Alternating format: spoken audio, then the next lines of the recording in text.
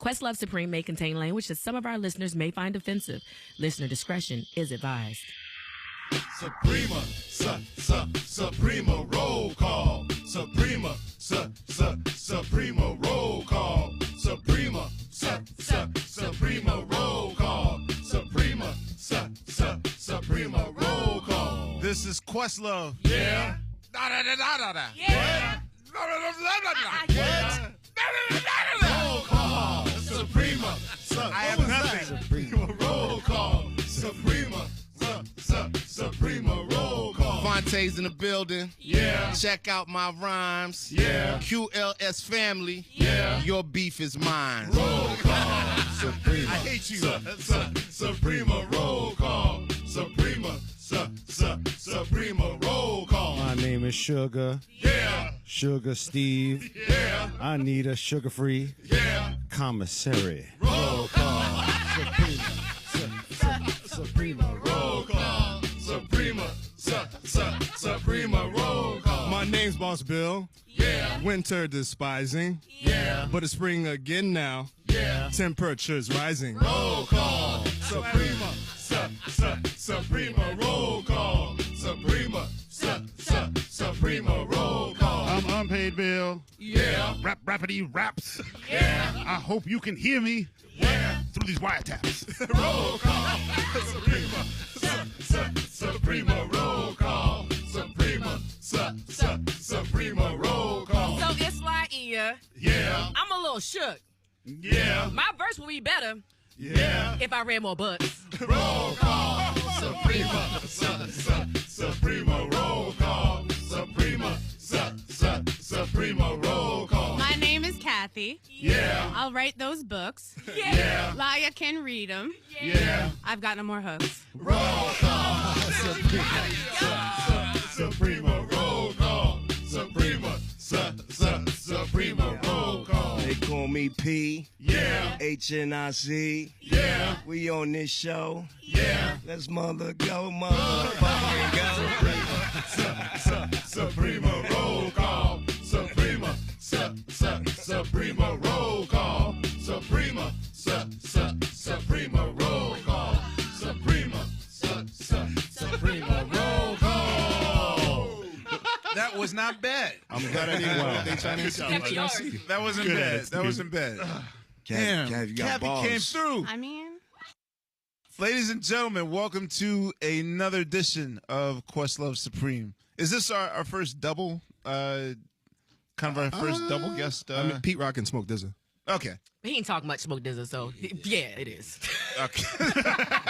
And there was also the episode where D'Angelo came in and was like, Oh, yeah. it's funky. It's more R&B. It's more And then- R&B. That was right. That and was then he right. left. Then he left. That's it. Well, ladies and gentlemen, this is a special episode. Well, I feel like every episode of Questlove Supreme is a special episode, so I don't want to make it like the Meredith Baxter Burney episode of right. A special Meredith Baxter Burney episode of Questlove Supreme. We have like one of my freaking heroes, like one of my rhyming heroes, a cultural icon in the world of music. Above hip hop, music. Just for me, like one of the illest writers, poets, MCs. As an MC, to me, he has the best opening lines in Yes. rap. history. Yes. We'll talk more about, but We will. yeah, like I tell MCs all the time, you have like 4 bars to get my attention, but he kind of made it even worse because it's like, Comes okay, in the door. yeah, you only got 1 bar, so Right. you know what I mean? So Which- yeah, Ladies and gentlemen, please welcome Prodigy of Yo, Mobb yo, Deep. yo, yo, yo, yo. What up, though? In addition, we have his co-conspirator. Now, what makes it great is that our special guest, Kathy's kind of family to some of us Questlove Supremers that have started on the OK Player boards. She's my favorite Lauryn Hill stan of all time. right off the gate. Well, I mean, that's how you came to my attention. I was like, who? I mean, before the day of social media, I mean, OK Player was like the original Twitter. That was the original. that shit was gladiator school, man. Yeah. It was. It was like, gladiator school. I feel like we pioneered the social media game before social media was a thing. Nah, for real. And I just knew that this person was standing, taking Lauryn Hill stands to the next level. That's how you got my attention. But I mean, you blossomed to your own as a writer. I mean, you've written Thank you. a lot of periodicals and from BT.com to, I mean, all the way to Billboard, Rolling Stone, Pitchfork, etc. the P word, Pitchfork. Yeah. Wow, that's. But you've also collaborated with Prodigy on his book. Yes. The proper title is. Commissary Kitchen, my infamous prison cookbook. Is this the first book you worked on, or? No, but legally I can say this is the first book I've worked on. Ghostwriter. I see. Well, welcome both of you you. to Questlove Supreme. Yep. I gotta say, Prodigy, that I'm really not big on hip hop autobiographies. Actually, haven't read one myself. I mean, there's a lot of books that have been written by hip hop luminaries, but I gotta say, none. You said you're not a fan of hip hop autobiographies, yet you wrote one. No, I know that, but I'm just saying that it's usually for me, like most people that are in the genre really don't open up as much. It's almost like a moment of their childhood, and then they came to music, and then we I was got platinum. here. Yeah, Right. yeah. It really doesn't let you like inside of like the mechanics of what makes them work as a person. Like you know them as a personality. Like there's really not much you learn from the DMX book or the Snoop book or like those things. So, but I'm just saying that, or even the Ghostface book. You know what I'm saying? Which exactly like this is more of a comedy book to you than like a life story book.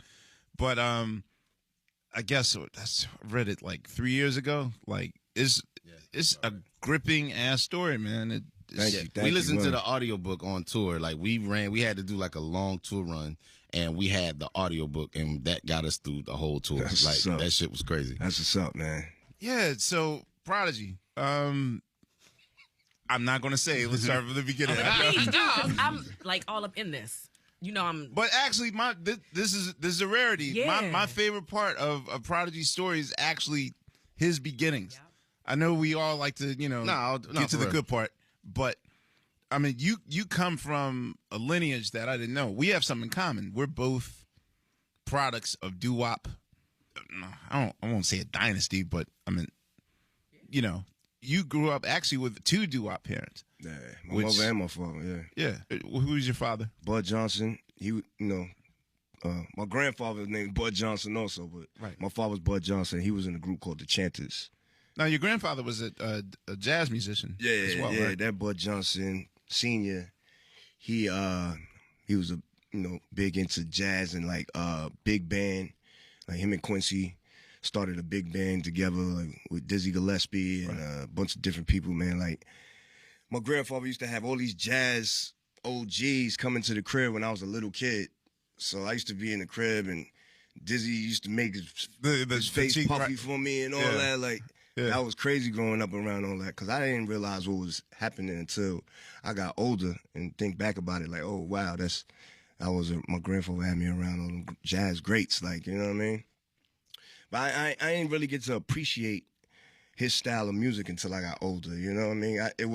I just didn't get it when I was a kid. Like, About you to know what I ask you, mean? at what point in your life did it click? Like, I was around. I don't think some- no one ever gets it when, like, your parents' music when you're a kid, and only when you're older. But right, but is it high school? Is it like I'm not even understanding until I'm? Probably like yeah. In high school when I first started making beats, then I understood like the power of my grandfather's music because we would sample a lot of jazz records. You know what I mean? And he left me like his collection, his jazz record collection, and we made a lot of the first album, Infamous, and Juvenile Hell. The From songs the- that we the did collection? produce. Yeah, from my grandfather's records.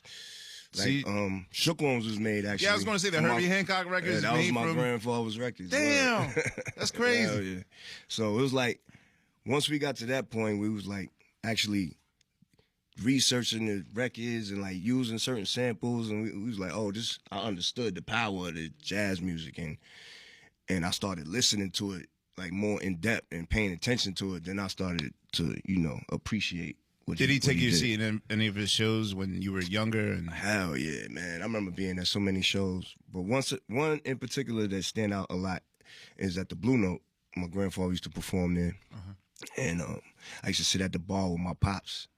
And I used to think I was drinking. You know what I mean? My pops would be ordering a real drink, and he would order me like a 7-Up with the cherry syrup. Like, you know what I'm saying? Yeah, same thing. I'd be sitting at the bar drinking like Right. a little kid, like, you know what I mean, at the bar. So I got memories like that of my grandfather performing while me and my pops sitting at the bar watching him. And, yeah, you know, just different shows and whatnot. And, yeah, man, I would definitely feel blessed that I got a chance to see him perform. You know what I mean? I remember that clearly. Well, that even makes it more special because I know earlier you told me that you're about to do a residency at Blue Note. Yeah, it's crazy. It's crazy.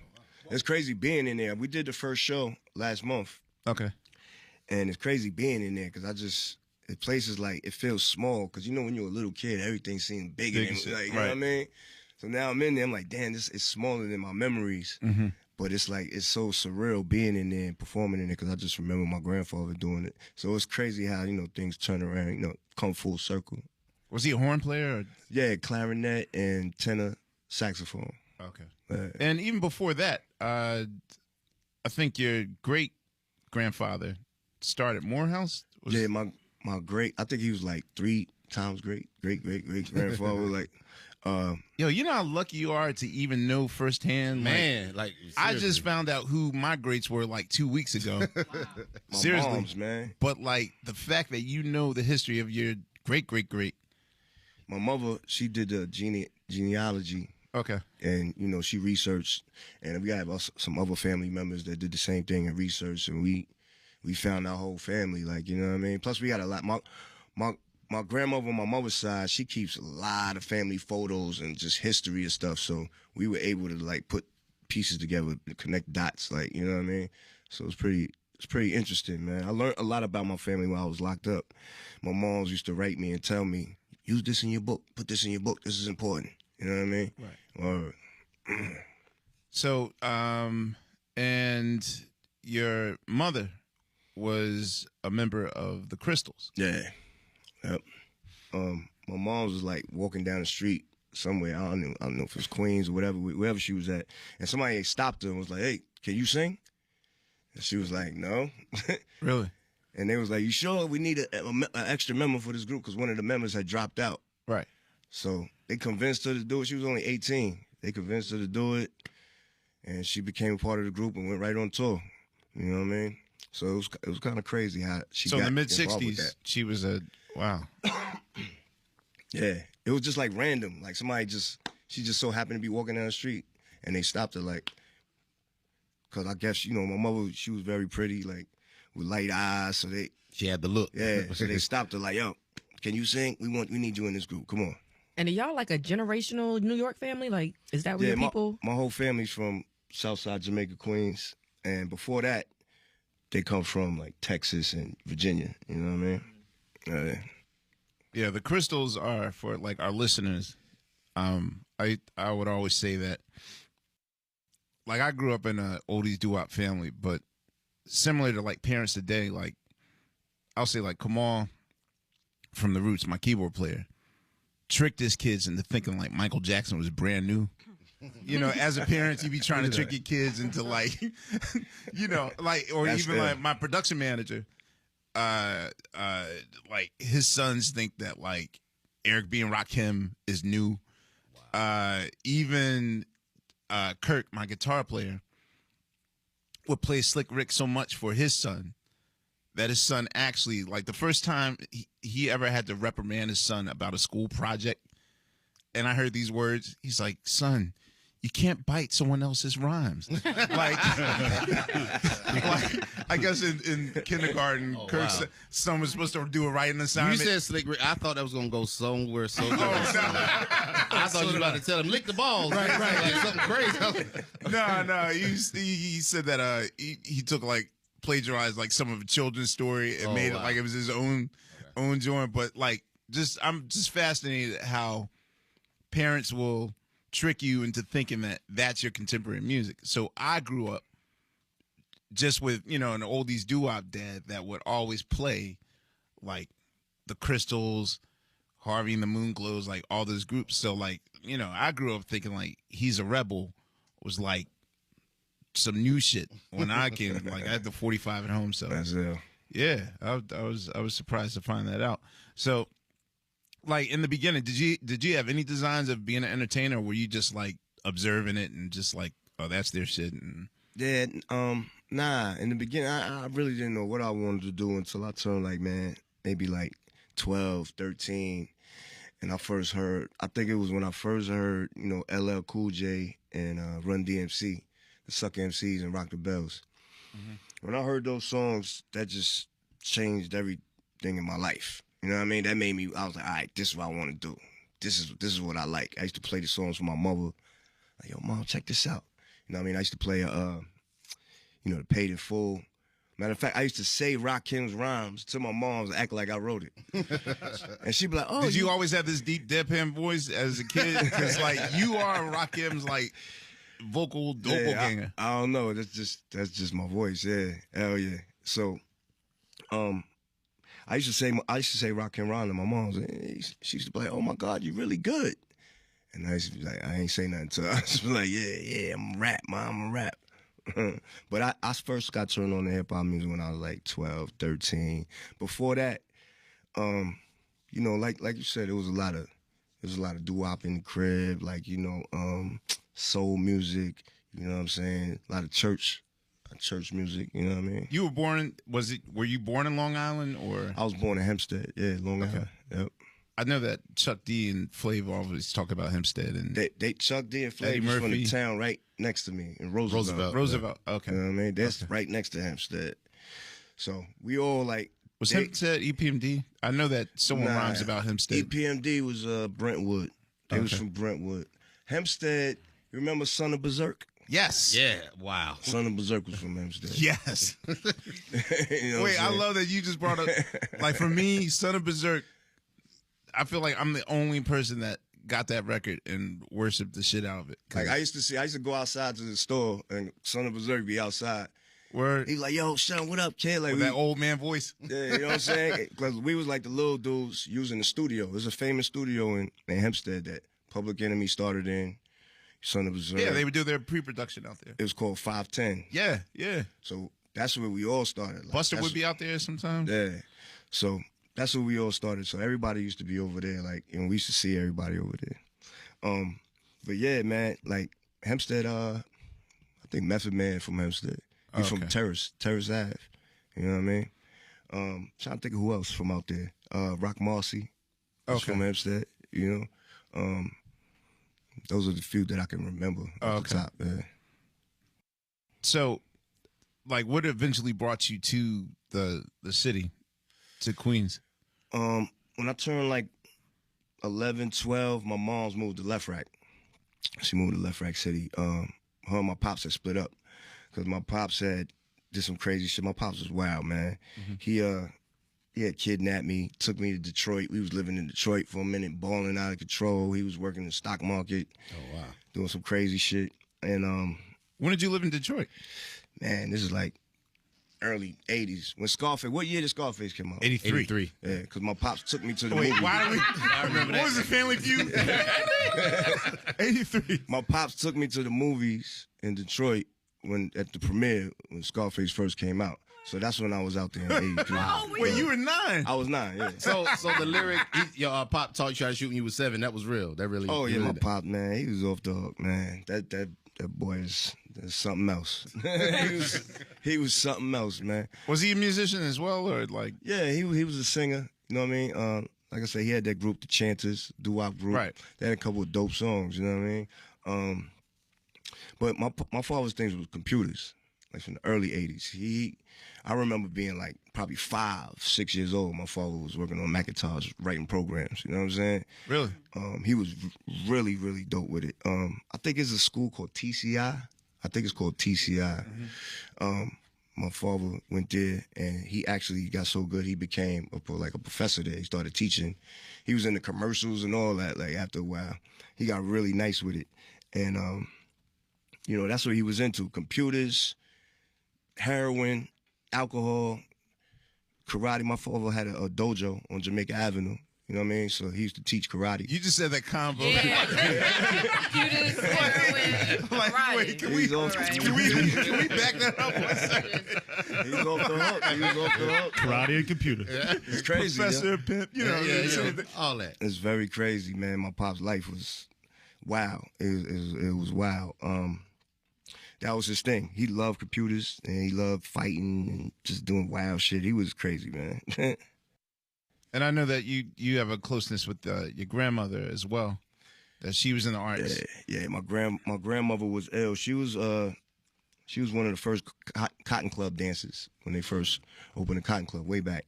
And you know, she was friends with Lena Horne. Lena Horne used to dance there early before she became famous. You know, and that's how my grandmother met my grandfather, because my grandfather used to play in the band at the Cotton Club. So that's how they met. And you know, after my grandmother started a dance school business in the basement of her crib on the Guy Brewer. And she started with like 5 students, you know what I mean? And it just grew and grew over the years until to a point where she started renting the building. And then it grew to a point where she actually bought her own commercial building in Queens. She was like the first black woman to own a commercial space in Queens. So, you know, it was a dance school business. You know what I mean? That was her thing, dancing. So a lot of her students, man, she had some famous students that she raised. Like Ben Vereen is one of she raised Ben Vereen. Like, you know what I mean? Okay. And he used to, you know, be at the house all the time. Like, you know what I mean? And anytime he had something going on, we used to watch it in the crib. I done seen Roots thousands of times. Like, you know what I'm saying? Ben's on TV. Yeah, you know what I mean? That's like everybody get together. Watch Ben. Ben is on. You know, Michael Peters, he was a famous choreographer. For, Michael That was one of my Jackson's father's best friends. choreographer. yeah. Yes. Michael Peters was That was one of my grandmother's students. Shut up. damn. He did so much shit. He did Beat It. He Thriller- did Dancing on the Thriller. Ceiling. Yeah, he did all those. So like, that was like event, same thing. Like with Ben Vereen. Matter of When fact, Mike had Michael something- Peters is in the beat knife battle. He's the one in all white. Oh, word. That's it. Yeah, that's Yo. Michael He's the Peters. one that got their hands tied up. They fighting with yeah. the knife. When I was 6, my dad introduced me to him, and I was like, "But you can't dance better than Michael Jackson." And he walked away with me with so much attitude, like, "Child, well." I remember when I was a little kid, like we used to fly to Cali because a lot of her students live in Cali and whatnot. So we used to fly to Cali and visit them, and she used to take care of some business. And Michael Peters used to take me to Universal Studios all the time. That was my favorite place when I was a little kid. I used to be like, "Let's go again. Oh, with the Let's go jaws again. and Let's go again." I've been there like 100 times when I was a kid. That was my favorite shit. Like, you know what I mean?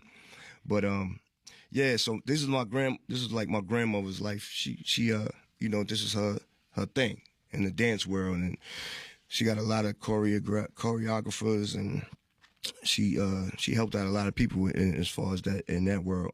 So I grew up a lot around her concerts. She would do these concerts every year at Lincoln Center, at the Apollo, at Carnegie Hall. You know, every year she would do like a big concert, and So you were a backstage kid. yeah, me and my cousins would be backstage wilding, looking at the girls getting dressed in the bed. You know what I'm saying? In the That's dressing room. different than my backstage.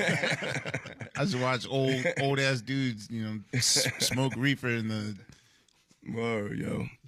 But he had a better backstage experience. Yeah, especially at my grandmother's dance school. She, like Yeah, all the hundreds, Jones be there. hundreds of girls from Queens. Like that Right. was like that was man. I used to love that place when I was a little kid. Man, we had so much fun running around Jamaica Avenue and you know just having fun, man. With all the girls were there, and it was crazy growing up. Like, you know what I mean? So when did you officially you moved to Queens and So I moved to Queens. or after Detroit or Yeah, it had to be like 84. okay. Like 84, 85, I moved to Left Rack with my mom's. She got divorced from my pops after he kidnapped me, and she was tight. She was like, "Man, I ain't doing this shit no more, man." Wait, how did she find you? My pops had actually took me on a robbery where he went and robbed a jewelry store when I was in the car. You know what I'm saying? Wait a minute, I need a siren for that shit. All right. Wow. And that shit pissed my moms off because, you know what I mean? We got into a high-speed You chase think? with No way. Nassau County Police is chasing us, and he finally pulls over because he realized, you know, I'm in the car. He jumps in the car and throws a big-ass bag of jewelry in my hand. I'm like, this whole nose jewelry and shit.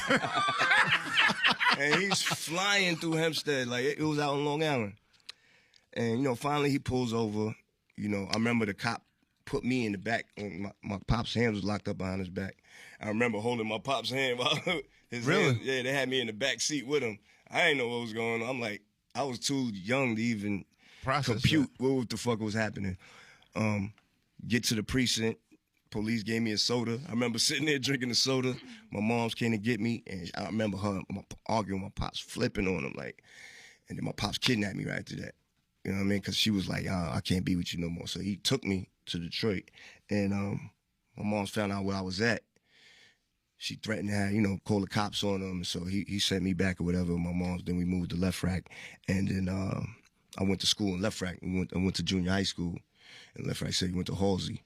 Right across the street from Long Island, right across the street from the LIE. You got to cross the LIE to get over to the high school. I'll say that the picture that I always think of when I think of Queens is more or less the picture that you guys painted on the Infamous. Right. But was it always like that? Like when you first got to Queens, was it that? Because you paint a dark ass. Real bleak. What was Queens like? I mean, This is when crack first came out. When I moved to Left Rack, crack just hit the street. It was brand new. You know what I'm saying? I'm in junior high school. I'm 12 years old. All the little kids my age were selling crack in the neighborhood. You know what I'm saying? I used to go to school and I used to see these little niggas with rope chains and levers and Air Max. I'm like, what the fuck is these niggas doing? Like, you know what I'm saying? Like, these little kids, like, you know what I'm saying, with big jewelry on, looking like Eric B. and Rakim on the cover of their album, like, you know what I'm saying? And then, I started getting cool with people out there, and they started telling me what they doing, you know what I mean? And Left Rack was big time for, like, selling crack. Like, it's well known that Left Rack City was, like, big time crack neighborhood, like, you know what I mean? And Left Rack is his proper name? Left Rack, yeah. Okay. Because I think when Tragedy, right? Yeah, like I thought that was a title y'all made up. There, you know what I mean? They call it Left Rack Iraq. That's what Nori say. He be like, Left Rack is Iraq. Queensbridge is Kuwait. You know what I'm saying? Okay. But yeah, so Left Rack, that's how it was out there. This is when crack first hit. So, all my friends I'm going to junior high school, they selling crack. And, once I got cool with them and they told me what they was doing, I was like, man, let me try my hand at that. I want a chain too. You know what I'm saying? I want to look fly like y'all niggas. Right. So I hooked up with one of my homies from school. He gave me a few vows. He was like, all right, start with this. You know what I'm saying? If you could do this off good, you come back, I'll give you some more. Like, you know what I mean? So I went out. I'm 12 years old. I'm looking like I'm 8. When I was 12, I looked like I was 8, yo. So yeah, you definitely found the fountain of youth, man. So I wouldn't even think you're in your 30s or 40s now. Like I go outside with the little cracks on me and whatnot, and I'm super paranoid. I never sold a crack in my life. You know what I'm saying? So I'm like, I'm looking around. I'm nervous. Motherfuckers walking up to me like, yo, you got something? Like, I don't know. It's like that scene from Paid in Full. Right. Remember when fucking A was like scared when he first saw the crack? Just like that. I was fucking paranoid, yo. So anyway, I think I sold one vow and the police ran up on me. Damn. You know what I'm saying? Your first time? First time. Damn. Police ran up on me. They grabbed me. Yo, fuck you doing out here? I was like, found the cracks. They was like, how old are you? I'm like, I'm 12. They're like, what the fuck? You look like a little kid. Like, you look like a real little kid. Like, go home, man. Fuck you doing out here? And he just took the crack and sent me home. So now I got to explain to this nigga what happened with the cracks. Ah, crack. You know what I'm saying? He like, yo, what happened? I'm like, yo, police just took it and they let me go. He like, yeah, now you got to give me that bread, son. So we have a scrap, you know what I'm saying, at school. He want to scrap. I lost, you know what I'm saying? I'm taking my jacket off. He snuffed me. Oh, I'm like, oh, shit. So these girls break it up. Some girls I knew from the hood broke it up. Like, leave him alone. Leave him alone. You know what I'm saying? So anyway, I ain't fuck with the cracks no more.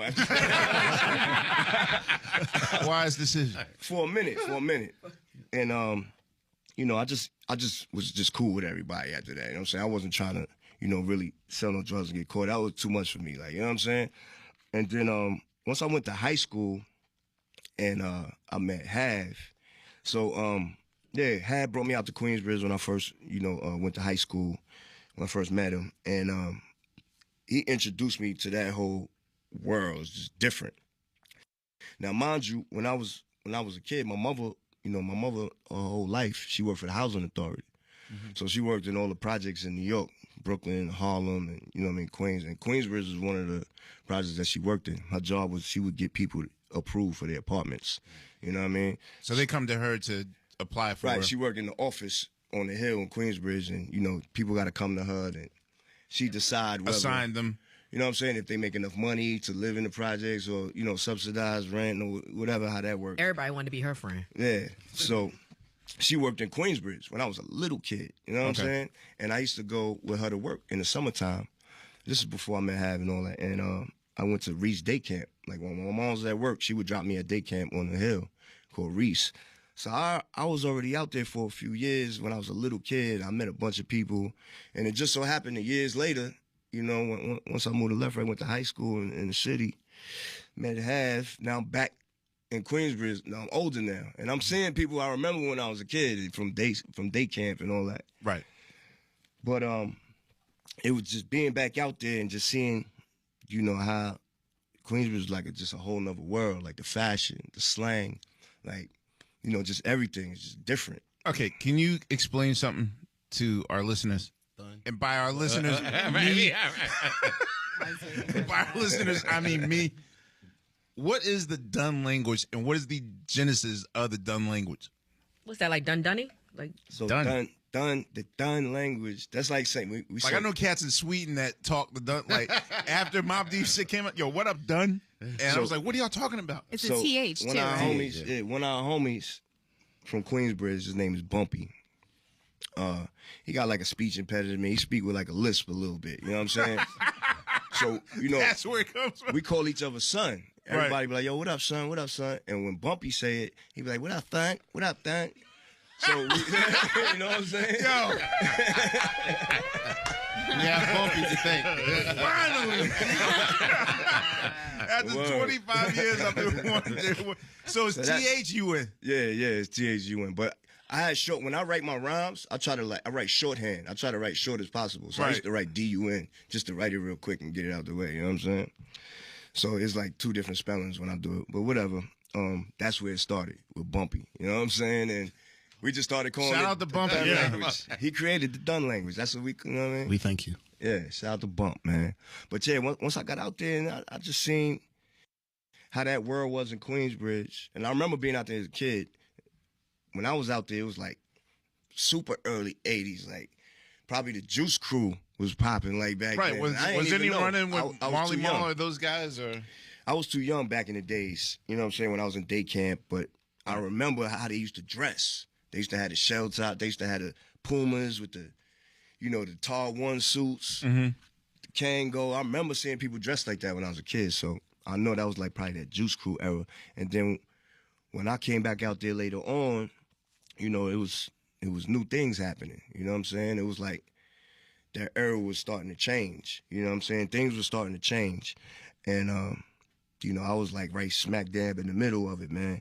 And, it was just interesting to see being from Hempstead and going to school in Manhattan, where I met Hav at. We went to high school with everybody from New York, different boroughs, Brooklyn, the Bronx, Manhattan, Queens. They was from everywhere in high school, art and design, you know what I mean?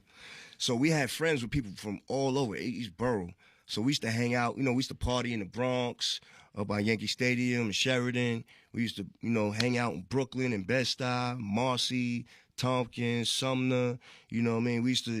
We was out there, you know what I'm saying? so was there ever any hesitation whatsoever?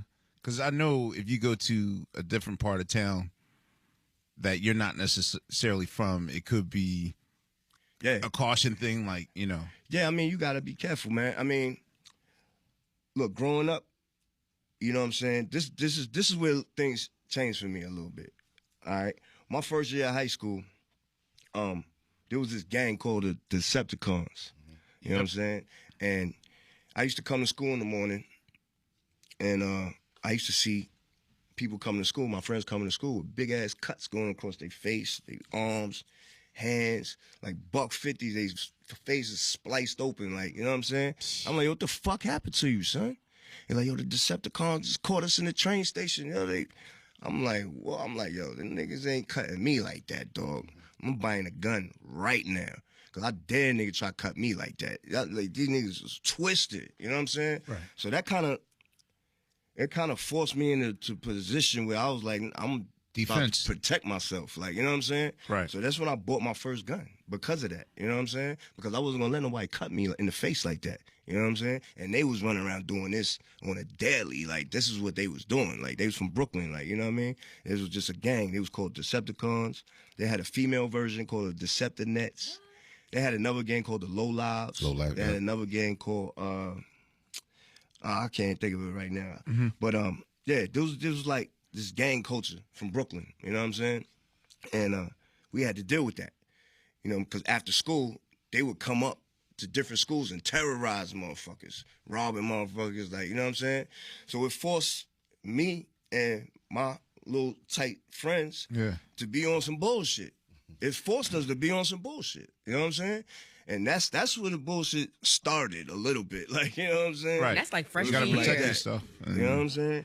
And then, you know, also just growing up in Hempstead, you know, that's like, it's a hood. That's a hood out there. Like, you know what I'm saying? It's a residential area. They got houses. It look nice, but that's the hood out So there. Hempstead wasn't the cozy part of Long Island that. Nah, Hempstead. Because when I think of Long Island, I think of like, oh, that's a vacation spot, or Yeah, nah. You Bill's laughing. That's where I grew up. Where'd you grow? You grew up in Hempstead, Bill? No, I grew up a few miles north of Hempstead, but Okay. it's a little different where I'm from.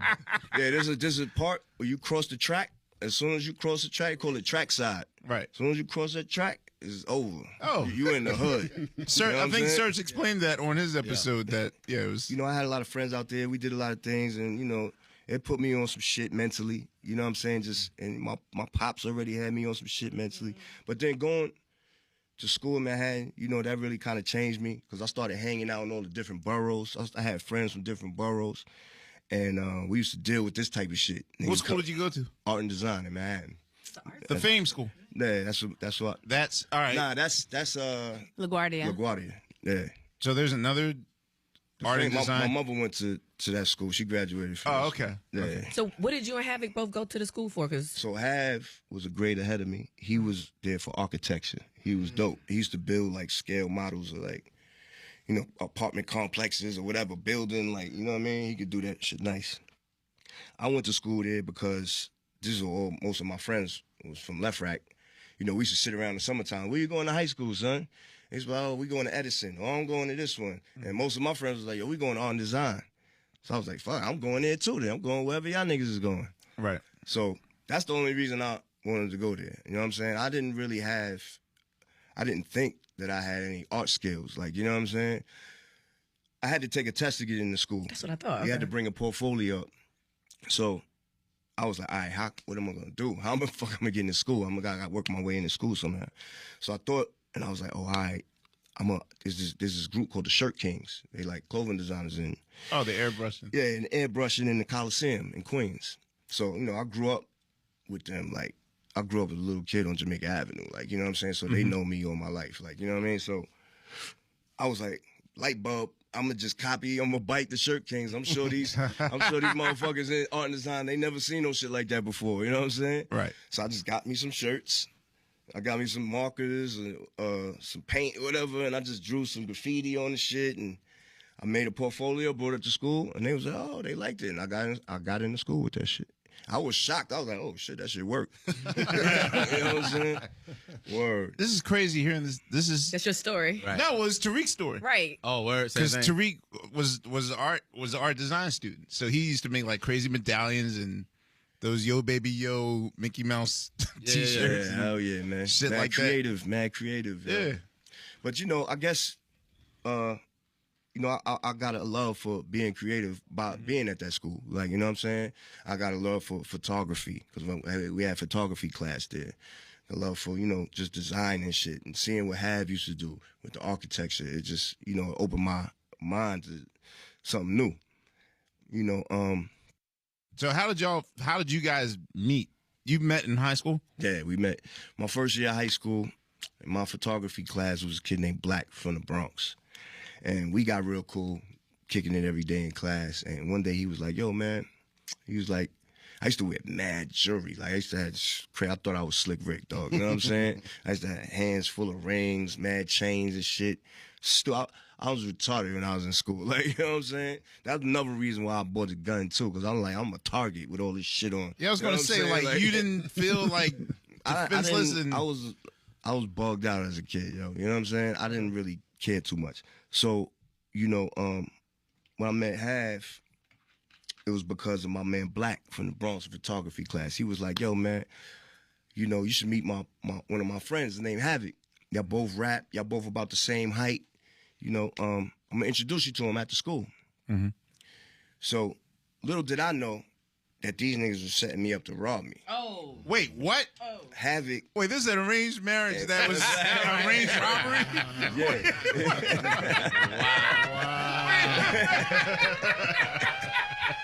Yo, this is the greatest story I've ever heard in my life. Like the greatest life ever. They was setting me up that day. It was like a whole setup. They was gonna rob me, you know what I'm saying, and whatever. I ain't find this out till later. You know what I'm saying? Like later when you're on the proposal, bro, like, oh, yo, you remember when we first met? Yeah, maybe like a year or two later, they came and they was like, yo, remember that time? We was like, yo, we was gonna rob you that day, son. But you know, you was cool, so we was like, nah, I don't rob him. You know what I'm saying? That's our story, Steve. Word, that's real shit too, man. You know what I'm saying? Wait a minute. You're telling me that initially your meeting was a setup. You came in the name of, oh, we should be in a group together. Yeah, I was like, I'm cool with Black. We cool. He seemed like a cool dude. He said he wanted to introduce me to somebody that rap too. We about the same height. He was like, yo, y'all should make a group. I'm going to introduce you to him after school. I'm like, all right, bet. So after school, we go outside, and there's a fight right in front of the school. So I'm like, we looking at the fight, and my man Black is like, that's Havoc right there, fighting. He fighting that kid. So I seen Hav, he was fighting some kid. Kid actually tried to stab Hav, missed him, hit his like leather jacket, and like motherfuckers dropped niggas, like got the knife out his hand, Hav beat him up, and everybody lifted Hav up in the air. Like he just like the African yeah, like he just hit the winning game touchdown. Like, they was jumping with him in the air like this. I swear to God, all the way to the train station after the fight. Damn. They was calling him Kiwi because I was like his name, like his name is Kiwan. Right. So his like nickname in school was like Kiwi. They used to call him Kiwi, and they used to call me Pee Wee. You know what I'm saying? Because I was mad small, like, you know what I'm saying? That would have been a better group name, Kiwi and Pee-wee. So, you know, we following him to the train station. I'm like, this is crazy. Like, all right. So after they put him down, we get on the train. We meet each other. So I'm like, yo, where we going? He's like, we're going to Ravenswood. I'm like, Ravenswood? I'm like, my grandmother from Ravenswood. My mother's mother. Right. You know what I mean? She had moved from South Jamaica Projects to Ravenswood like some time ago. He was like, a word? He's like, my grandmother from Ravenswood. So both our grandmothers lived in Ravenswood. So right there, that was like, we had a connection, like, you know what I'm saying? Right. So we went to his, you know, his crib in Ravenswood, then we chilled, and we went to Queensbridge, walking around chilling, and that was it. We just got cool that day, you know what I'm saying? And we started making songs immediately, and we just clicked immediately. We just clicked, you know what I mean? We became really close friends and getting into mad trouble together and just doing all this dope music, and everything was just like, so he was making happening beats. fast. He knew how to make beats immediately, or Nah. I actually taught Hav how to make beats, how to sample, and wait, how to you were use- the initial yeah, hell yeah. beat person? Yeah. What were you using? EPS 16 Sonic, plus, yeah. Tascam, 4-track. cassette, 4-track shit, recorded shit, like, you know what I'm saying? Had the little mix board. Yeah, so after I met Hav, you know what I mean, and we started getting real cool, and we started being like, all right, this is we got something. You know what I'm saying? We kind of look good together. We the same height. We got the same style, like, you know what I mean? And it's like we making these dope. We made like 50 songs immediately. We made like 50 songs when we first met. In a week or in a month, Yeah, or about a couple weeks. You know what I'm saying? okay. And you know, right after that, you know, we just realized like, damn, we got something here. You know what I'm saying? And we just started pushing forward with it. Like, man, you know what? Fuck school. Let's do this. You Was know what that I'm saying? before you did the Too Young record? on? Nah, was this it? is after I did that. So Okay. I did the Too Young record while I was in junior high school. Oh wow. Wait, on the Boys in the Hood soundtrack? The high five joint. That was him. As Yeah. time Wait, passes. what? I go Wait. with the swiftness, G. This is why I wrote a book, man. It's so much, it's so much shit from different angles. Like, Yeah, that was you know him. what I'm saying? But the EPA won't listen to what I have to say.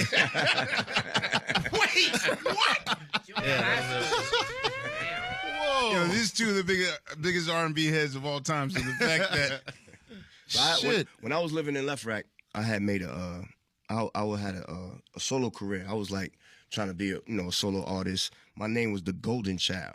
My name was Lord T, the Golden Child. You know what I'm saying? Because my family, they call me Chaka. You know what I'm saying? With a T, but the T is silent. You know what I mean? The T come from Chaka. You know what I'm saying? Lord T, the Golden Child. I thought I was the Golden Child. That was my favorite movie when I was little. So anyway, I had Lord T, the Golden Child. One of my homies from Left Rack, we used to make some music together, whatever. But he used to send me some beats, and I used to go record them. And I used to shop around. Cause my mom's was like, yo, shop your demo around.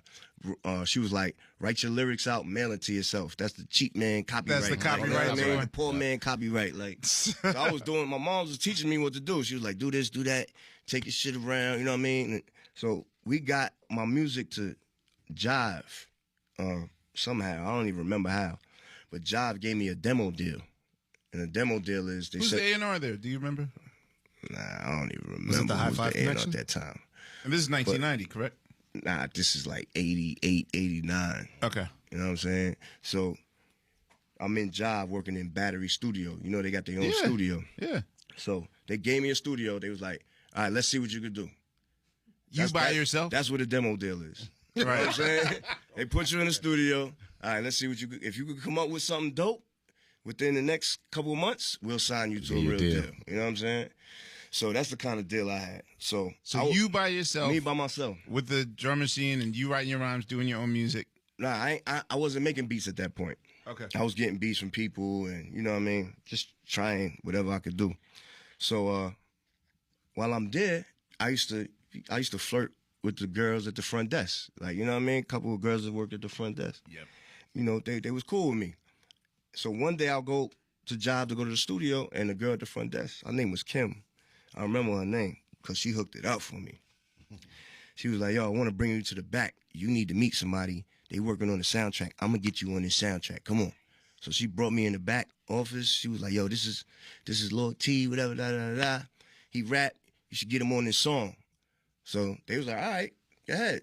You know, write some bars. Let's see what you could come up with. And I wrote that Too Young, you know what I mean? And they put me on the song. So crazy, yo. I was just thinking about that. Yo, man, I was literally thinking about that song last week.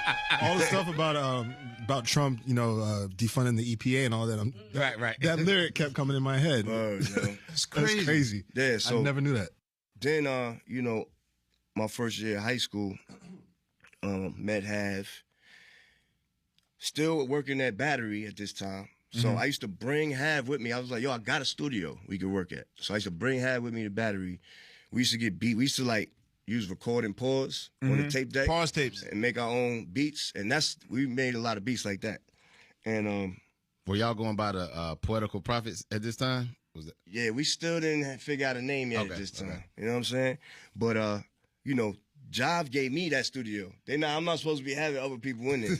So Yo, does this story sound familiar? Very familiar. This is the black version of MC Search right here. This is how third base got started. So check this out. So now, Jive was like, all right, we want to sign you after the Boys in the Hood shit and all that. And I was like, look, I got a partner now. I was like, if you want to sign me, you got to sign him. And they was like, oh, nah, we just want you. You know what I mean? We don't want your partner. And I was like, all right, well, see you later. You walked away from that? Damn.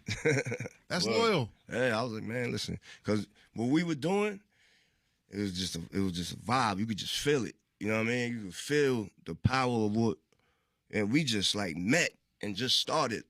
And through our conversations and just hanging out and the music we was doing, you could just feel like this is what it's supposed to be. I'm not supposed to be a solo artist. You know what I'm saying? Right. Did Havoc know that you walked away? Yeah, you know that because I was trying to get both of us signed the job. You know what I'm saying? But they was like, nah.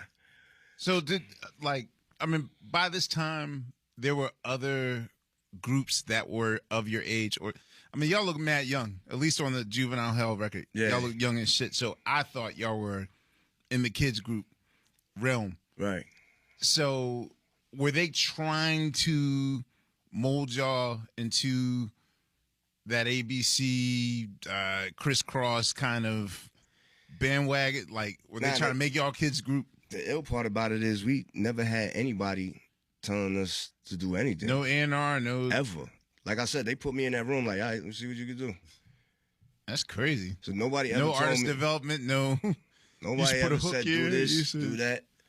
Nobody ever told us what So to do. you have to We teach just- yourself all those Yeah, ropes. we just did it. Like, you know what I'm saying? We just did it. And after Job was like, nah, I was like, all right, we out of here. And we just continued to make songs and shop our demo around and, try to get on. You know what I'm saying? And that's when we met Q-Tip after a while. You know what I'm saying? All right, I'm sure you've told this story a gajillion times, Yeah. but can you please tell that Def Jam story, please? So, For our listeners look. who've not heard, this is the illest story ever. yeah, man, and then let me say something real quick, too. Okay. Just something clear real quick. A lot of motherfuckers, they read my book or they hear these stories. They be like, oh, this nigga dry snitching. Now, let me tell you something, right? There's nobody being convicted, arrested, or anything for what I'm saying. I'm saying shit with a, what do you call it? The Statute of limitations? Statute of limitations is done already. Right. So it's like, this is our life. Like, this is shit that happened in our life. And it's a blessing that we're able to talk about it right now. And that we made it out of certain shit. And True indeed. you know what I mean? So when you hear people saying all this, they don't know what the fuck they talking about, dog. Like, that shit really pisses me off. But anyway, I'm going to tell you the story. Thank you. So after the Job shit, me and Had started making mad songs, and then we took our new demo around. And what we used to do is look on the back of albums to our favorite labels. So our favorite label, of course, was Def Jam at that time. So we used to be like, all right, where's Def Jam? All right, here's the address. All right, come on, let's cut out of school. Let's take the train, go down to Def Jam. So we used to go down to Def Jam with the headphones, Walkman, and we used to just stand outside the door like this and wait for the rappers to come out, you know what I mean, or whoever to come out. And we seen, a bunch of different rappers come out. We used to be like, yo, listen to our demo tape. And they was like, come on, man, I ain't got time for this Who shit. would you see? Watch out, shorty. Who in front of y'all? Who's the Amir? Who's the Amir of the story? I I'ma just tell run you- on 3 cats last week. Now I feel bad. I'm like, yo, they gonna be big as shit. Like, we was outside of 30 Rock waiting for you. I'm gonna tell you, I remember clearly who it was. We'll see. But I don't got no personal shit against them. I don't care about that shit. This is like, but it definitely was the Afros. Remember the Afros? Kicking Afro left. Damn, Hurricane. Yeah, Hurricane. You could have had Mobb Deep. Hurricane was like, what? Come on, watch out, shorty. You ain't got time for this shit. So I'm like, word, all right, whatever. So we wait outside. We see people coming out. Nobody would give us a listen. Then Q-Tip came out the building. And, they was on fire at that time. That was, Tribe Called Quest to shit. We like, oh, shit, it's Tip right here. Yo, could you listen to our demo, son? Like, check us out, son. We from Queens, da-da-da-da. He like, oh, word. Check your shit out. Put on listen, played him a couple songs. He took it off. He was like, come on, come inside the office with me. Damn. Brought us in the office, introduced us to Chris Lighty, introduced us to, man, it was called Russ Associated Labels. REL, At that time, you know what I mean? REL, yeah. It was like a management thing and plus the associated label thing. And, introduced us to people in the office, and Tip was like, yo, these dudes are dope. Help them.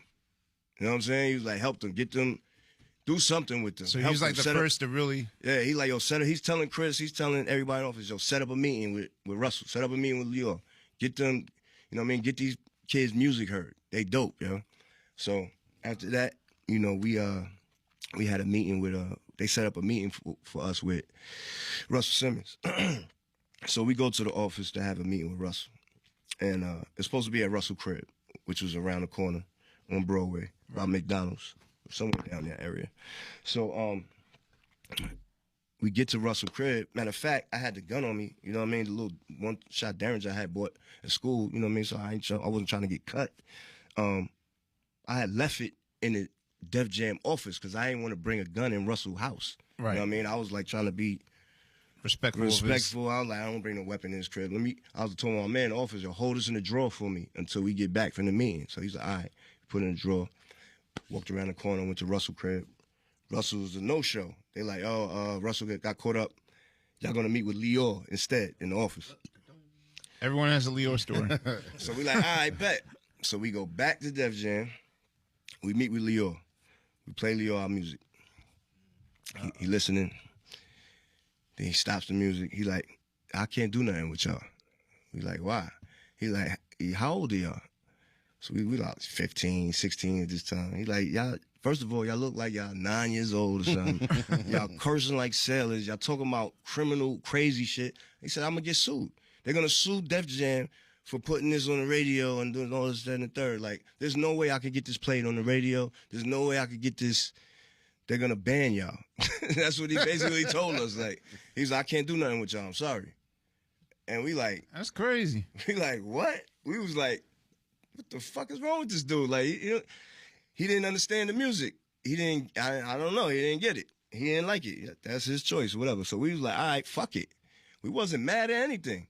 We was a little upset, like, oh, fuck this nigga. He don't know, but right. We didn't give a fuck. We was like, all right, on to the next label. We're going to go to it. We're gonna finally find someplace. So we go downstairs, and before we leave, you know, they had all these posters hanging up in the office in REL. They had, like, The Great Adventures of Slick Rick framed. They had, like, Big Daddy Kane shit. Everybody shit framed in it. And De La had just dropped De La Soul is Dead. Right. So I wanted one of those posters. They had the ill De La Soul is Dead poster.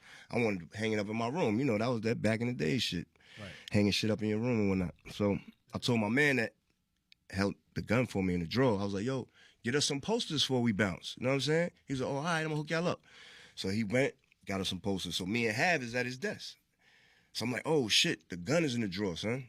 So Hav, get the gun out the drawer. And he points it at me.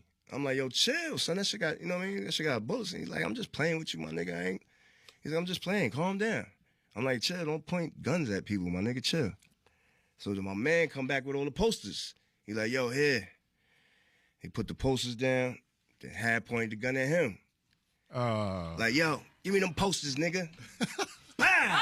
This shit go off. Like, by mistake. Like, you know what I'm saying? They got to go. They got to go. Yo. You think? My nigga. Wow. Everything went in slow motion after that. Literally. These niggas. Everything turned misty and went slow motion. I remember literally, like, I don't know why that happens, but I guess in the heat of moments like that, shit just slows time, yo. Right. So, Hav drops the gun. Like, we both like, oh, shit, what the fuck? Like, we in shock. You know what I mean? Hav bolts out the door. Runs downstairs. Like, oh, shit, I'm out. So I'm like, oh, you're not leaving me in here. I start chasing behind him. Like, In the office. Wait, my dumb ass want to know, did you at least take the poster? Because that De La Soul poster was rare as shit. Nah. Man, you got the poster. Nah, I wasn't even thinking about no motherfucking posters at that point. I'm like, you know how hard that shit on eBay right now? It's like a nut. We was trying to get low. We was trying to get the fuck out of there at that point. So, Hav ran out the door. Knocked DMC down. The DMC and Run was coming in the building. Knocked them niggas. One of them niggas fell on the floor. I don't remember who was going. Because he like ran out and busted through the door. So one of them fell down. We running up the block. And I hear That's somebody. a crazy way to meet Run DMC, by the way. I hear somebody screaming behind me. Stop them kids. Yo, stop them kids. So I'm like, I look, and it's fucking Ali Shahi is chasing us. Oh, God. So he's chasing us, yo. Oh, he keeps chasing us, yo. I'm like, yo, this motherfucker is chasing us, yo. So we get down to Houston, right? We get down to Houston. Hav is wilding like, yo, son, it was a mistake. I didn't mean to do that. It was a mistake. I'm like, yo, calm down, my nigga. Everything will be all right. Just chill, relax. He's wilding though. He's like hysterical because he didn't mean to do that shit. Like, you know what I'm saying? So he's wilding. I'm trying to get him to calm down, and I see a detective car pull up, unmarked car. You know, we know what the D's look like. So I seen the D's. I said, yo, Hav, chill. The D's is there. Because Hav is screaming like, I ain't mean to shoot him. I ain't mean to shoot him. Mistake. So I'm like, yo, chill. So the D's is right here. Chill, my nigga. So they see him bugging. So they stop the car. They get out. They're like, yo, what's going on? He like, yo, I didn't mean to do it. I'm like, oh, my God. Here come Ali Shaheed. Yo, get the... They put the handcuffs on Hav. Because Hav is sitting there basically confessing. He's like, I didn't mean to do it. It was a mistake. They like, oh, no, it's going to be all right. Put your hands behind your back. Lord. I'm like, oh, my God, man. So they let me and my man Prince A.D., that was our DJ at the time, they let us go. Took Hav. I go home, go to sleep, right? Wake up the next morning to go to school. My mom's always got WBLS playing on clock radio in the morning. So I hear on the radio, they like, yesterday there was a shooting in Def Jam office over contracts. The artists, some artists, they wouldn't sign the artist, so the artist shot somebody in the office. That's what they said on the radio. So I'm sitting there listening to it. I ain't even tell my mom. Is your mom putting two and two together? Nah, she don't even know what's going on. So when I heard that, I was like, oh my God. So now like reality is hitting me because I'm just waking up and I'm like, it's a new day. Right. Now I'm like, reality's hitting me. What just happened yesterday? So now my brain kicks into how we gonna get out of this mode. You know what I'm saying? And I'm like, all right. And right away, I just came up with a story. All right, we thought it was a lighter. No. Because you know how in the village, like downtown, they got the little lighters at the smoke shops, little gun lighters. Rozelle used to carry that shit. So I'm like, yo, in my mind, I'm like, all right, we got to think of something quick. So right away, I'm like, yo, we found it outside. We thought it was a lighter. We was playing with it and shit went off. You know what I'm saying? So, I had to go to the hospital, kick it with the homie. They got hit and, let them know, like, listen, man, that was an accident, man. You know what I'm saying? You got to stick to this story. You know what I'm saying? Like, right. Otherwise, it's going to be bad for Hav. Like, so he was like, all right. You know what I'm saying? He looked out. You know what I'm saying? He was like, because it was a terrible mistake, but. Where'd the bullet go? Man, his stomach. Abdomen. Oh. Man.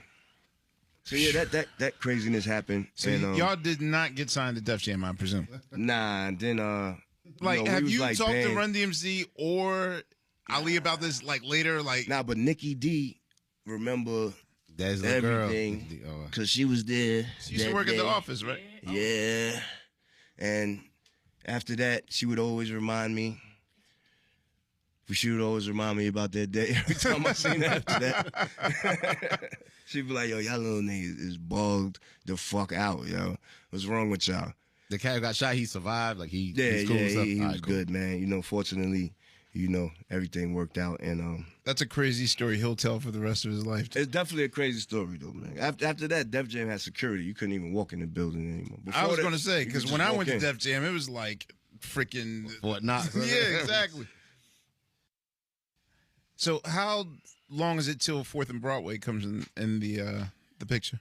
4th and Broadway is a record company on Island Def Jam. Eric B. and Rakim. Used to be Eric B. and Rakim's label. So right after that, we after everything with that Def Jam shit, we continued to make demos and just Q-Tip had brought us into the industry. So we started meeting different people and we started finding out about industry parties. Mm-hmm. You know what I'm saying? Because they would tell us, oh, there's a party over here tonight, party over here tonight. So we started being in the loop of all the industry parties at that point. Talent shows. Kid Capri would do these talent shows. Whoever got the best verse or song, you get $100. We won one of those one night. We were just going around, different functions, New York City talent shows, different industry parties. And our homie from high school, Derek, that put us together, that kid that was in my photography class, his mom used to work for WBLS, and she was cool with Puff. So he arranged a meeting with us and Puff. So we got real cool with Puff right away. And Puff would invite us to all his parties. That's when he was a club promoter at that time, heavy, doing club promotion. And we used to go to all the Puff parties, you know what I mean?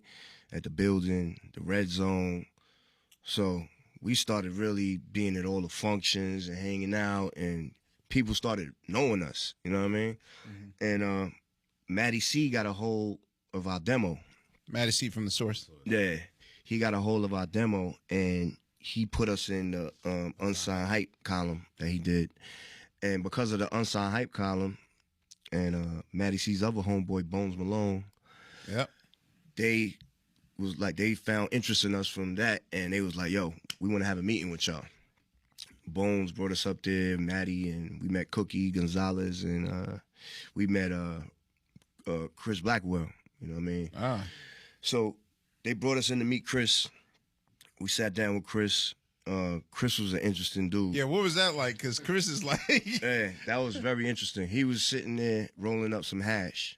And I've never seen hash before. Right. He had a big, like, roll of black hash. And I'm like, yo, what is that? He's like, yo, it's hash. You smoke it. So I'm like, all right. He's like, you want to try it? I'm like, hell yeah. So we smoking hash with Chris Blackwell in the office. He like, yo, I really like y'all, man. I want to sign y'all to, you know what I mean, do a deal with y'all. Did he ever interject? I've never met Chris Blackwell without at least him interjecting a Bob Marley story.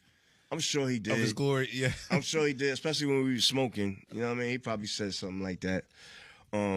But at this time, you know, they had Rakim, Eric B. and Rakim. Before, not at this time, but they had in the past, Eric B. and Rakim. And the newer, more updated artists on 4th and Broadway. They have X-Clan? Was MOP. You know what I mean? They had a song called The Hill That's Real. And How About Some Hardcore? Right. That was on 4th and Broadway at this time when Chris is signing us. Right. So he offered us a deal. We was like, hell yeah, we want that. We taking it. You know what I mean? So we did the deal with Island. And yeah, basically it was the same thing. He ain't try to tell us what to do. They basically just... No A&R, no... I mean, Cookie and Bones was like, you know, but Bones... That's dope. Know us. Bones know us. Like, he started hanging out with us and seeing how we are. So he like, yeah, just let them niggas do them. They know what they doing, and they know what they want. Like, you know what I mean? How old are you then at this point? We like 16. Like, So you still in? Are you going to school still? And... Yeah, we in high school. But at this point, it's like I'm about to drop out. Because now one day I'm like sleeping in the crib. My mom's wake me up like, come on, you're going to be late for school. I woke up, I said, Mom, I'm not going to school no more. And how did she take that? She was like, oh, word? She was like, okay. What? And then she left and went Damn. to work. Where's that mom at? Mom And then when she came back from work and she thought about it, she said, son, are you going to pay some rent? Or... She was just like, okay. Because I guess she seen what I was doing, like, with my career. You know what I mean? She was helping me, like, do it. Like, so you didn't have any resistance in your family? Nah, not with, like, you know, I come from an entertainment family, so they was encouraging in the family trade. Right, but it's still hip hop, so you know it's so different than it's definitely different. So my mom was scared. She was like apprehensive when Chris wanted to sign us, and he actually did some kind of thing where we didn't need our parents' consent. Wow. Wait. That pissed my mom's off. Yeah. She was like, "Oh, he's a piece of shit. He just went around our backs and signed y'all without our consent." But we was like, "Mom, chill, man." You know what I'm saying? So the New Edition story ain't happening, y'all. Y'all my was mom straight. used to manage us too. Okay. You know what I'm So saying? then how did they go behind her? That's crazy. She at this time she was like managing us for a minute, and then we fired her. Cause how do you fire your mom? You're hardcore. Because she was like, we did a talent show right before we got signed to 4th and Broadway. We did a talent show. It was like a New York City, some talent show New York used to do all the time. And we had to like auditions, rehearsals, or whatever it is, and we'd go through our song, and our song got curses in it. The chorus of the song go, oh shit, here we go, yo, oh shit, here we go. That's the whole chorus. You know what I'm saying? So we put it on, we like doing our shit, and they like, oh, stop the music, stop. They was like, yo, you can't curse in this talent show. We like, what? They like, you can't curse. You have to change the curses or do a new song. We like, what? We're not changing nothing, man. We're not doing this, man. Fuck your show. And we walked over. My mom was like, what's wrong with y'all? So she sat us down, like, right after that. She was like, you can't do that. You can't disrespect people like that. You just take the curses out. We was like, yo, listen, we're going to stick to what we do. You know what I mean? We don't want nobody trying to change us. We was hard-headed, like, you know what I mean? Wait, Havoc, Prodigy. I got to say, 3 times I've heard you easily walk away from some shit that could sort of change your life. I've never heard nihilism to this level where it's just like, psh, I'm out. I can walk away. What is it in you? Like, what's in your head that just be like, psh, all right, I'll walk away. I think we believed in what we were doing so much. Like I said, it was like the vibe that we had. We could just feel it. It was gonna work, and nothing was gonna stop it. It was just a feeling. You know what I'm saying? Like we was like, oh, we got some shit. He don't know it. She don't know it. None of these people don't know what they talking about. You know what I'm saying? That's we just got crazy. some shit. Because usually people, by this point, people will either have a side meeting. Okay, maybe we can meet him at the 50-yard line. Let's compromise a little bit. You know what they want, and then Nah, we were really hard headed. You were just like, we were really just stuck on what we were doing. Tunnel vision. We wasn't trying to hear nobody. We had something that didn't really exist. Like, you know what I'm saying? It was like the vibe that we had, just the energy and the words and the style, the slang, everything was just, it wasn't nothing like that. You know what I'm saying? Mm-hmm. And it was just like a changing of the guard at that time almost, because, it was like you had the Rakims and the Big Daddy Kanes and, the symphonies. Like when the symphony came out, like that was what was popping when we was learning how to do rap. Mm-hmm. And then once we started getting in the studio, we started catching on to how this shit works, and we was like, oh, we got this shit. Like, we know how to do this shit, right? We thought we did. You know what I'm saying? But it just made our minds like, oh, we on some new shit. We a new generation. These motherfuckers don't know what they talking about. We got some shit. We not trying to hear nobody, yo. So that was clean versions. It was a fucked up attitude to have, but no, I mean, you stick to your guns. You know what I'm saying? Stick to your guns. So my mom was like, yo, you can't do that. So we was like, yo, listen, if you're not gonna follow what we saying and believe in us to the maximum and fuck everybody else, then we can't work with you no more. To the mom. And you're 16. And she was like, all right. She was like, all right, cool. I'll see you when I get home. She was like, that's a very bad attitude to have. You know what I mean? That's a very bad attitude to have. You're not gonna get far in life with that attitude. She gave me the whole spiel of that whole thing, but we wasn't trying to hear it. So it's like when you fire your moms, what happens when you get home? Like, is it just normal? Like, dinner time. All right, so what's for dinner? Mac and cheese. Now you may get home with dinner. I mean, at that time, I wasn't going home anymore. 16. I was kind of out the house already. Okay. You know what I'm saying? I would stay at half crib, or I would stay at my grandmother's crib. I would pop up at my mom's crib sometimes. Like, we were just bouncing everywhere. I would stay in the Bronx with my homie from school, stay in Brooklyn with my homie Illa G from school. You know what I mean? We were just everywhere, man. We was young, active, trying to get on. Like, you know what I mean? I wasn't thinking about, I didn't want to be in the house with my mom's. Like, you know what I'm saying? I'm out of here. We going to Coney Island. We popping. We staying the weekend. We was just having fun and doing what we doing and creating ourselves. You know what I mean? And so even though Juvenile Hell didn't necessarily do the numbers, I mean, it did get you guys notice amongst industry people. So check this out. Our arrogant asshole attitude, right? That's why that album came out like and underperformed, and it was like not really. We didn't put our heart and soul. We didn't understand that this shit is not a joke. Like, you can't just do whatever and people supposed to kiss your ass and like it. You got to make timeless. You got to make some shit that stand the test of time. And we didn't understand that. We was very arrogant. We was very, cocky on some bullshit. And that's why that product came out. And then a couple months later, Nas dropped Illmatic. And that brought us down to reality. You know what I'm saying? Now, have you met Nas before? Like, oh yeah, y'all were in the same. Like, how y'all on the block together? We all trying to get on at the Q-Tip same time. too. You know what I mean? We all trying to get on. Nas had Live at the Barbecue. He had the song on the Zebra soundtrack, the halftime. Yeah. So this is all at the same time while we doing Juvenile Hell. Nas had the Zebra halftime shit, and you know what I mean. Then we go off on a little promo run, and we doing an in-store one day in D.C. We doing an in-store for Juvenile Hell, and we walk into the in-store, and Illmatic is playing. We never heard it before, so we listen. We sitting there like this. Me and Hab look at each other like, "You hear this shit?" We like, "Oh shit, yo." Pack this shit up, yo. We was like, yo, pack this shit up, man. We went about this all wrong. You know what I'm saying? And that brought us down to reality. Basically, that was a reality. Actually, that's a check. good thing because That was a reality. Did you call check your for mother? him. You was right, man.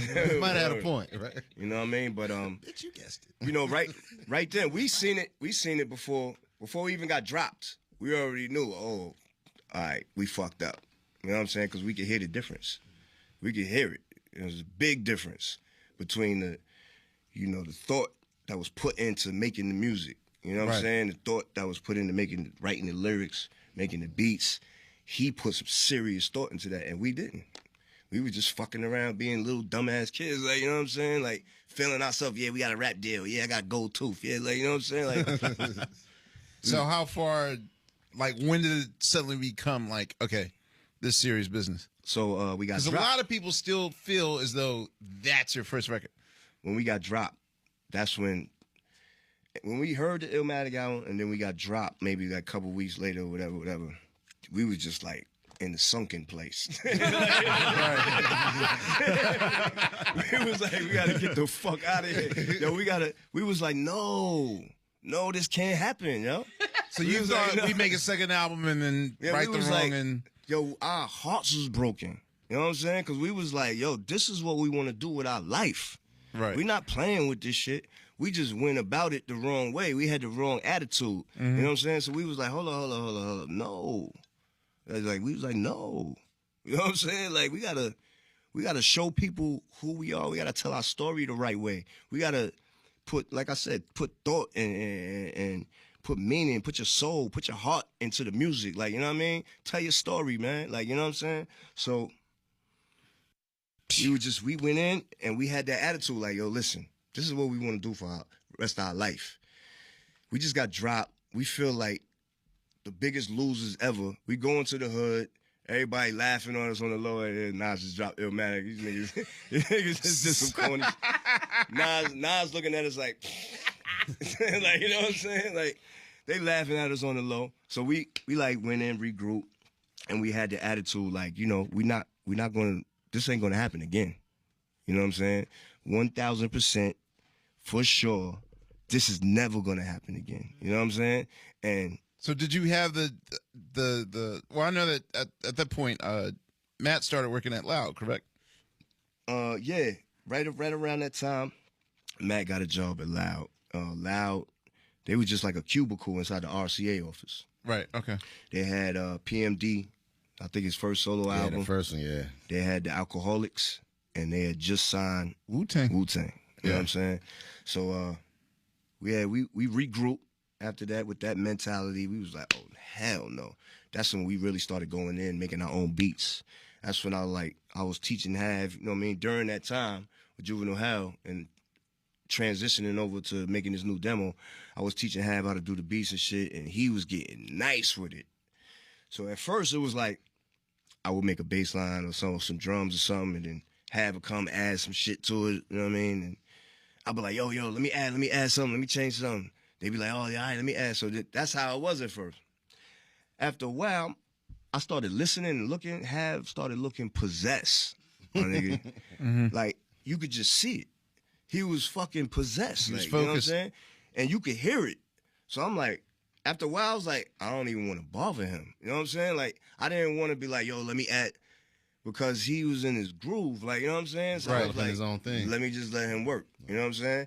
And I'll just sit here and write the rhyme. You know what I'm saying? So it got like that. And plus, he was hogging it a little something, too. He was definitely hogging the machine. You know what I'm saying?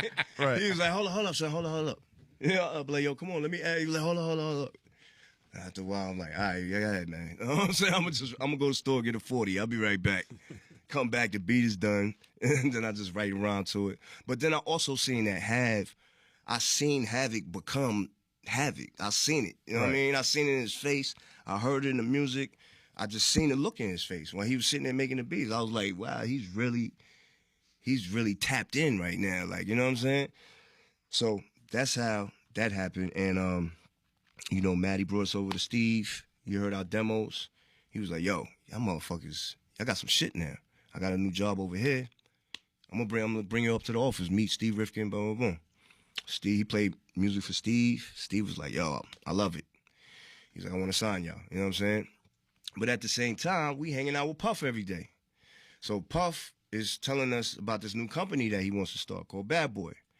And he's like, yo, I want y'all to be the first artist. I want to sign y'all to Bad Boy, da-da-da-da. Whoa. So we hanging with Puff every night, you know what I'm saying, at the clubs. He want to sign us. Steve want to sign us. So we telling them, all right, let's get some paperwork. That's why he's in the videos. I was wondering why he was in those videos in the beginning. Oh, yeah. Okay, I get it. It's all up in the video. Dance. So basically, the deal that Steve offered us basically was more money. And that's the only reason why we took the Steve. But what was the trade-off? Like, because usually with those things, more money, but less control, power, and something. Nah, it wasn't actually any trade-off. I guess there's a bit the trade-off was the trade-off was they probably got to keep their publishing. Right. That's what I'm asking. They got to keep their publishing.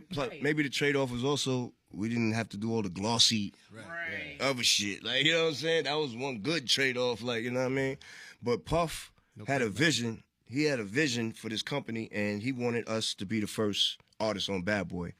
But Steve just so happened to offer us maybe like $10,000 more than what Puff was offering. So we just went with the Steve deal.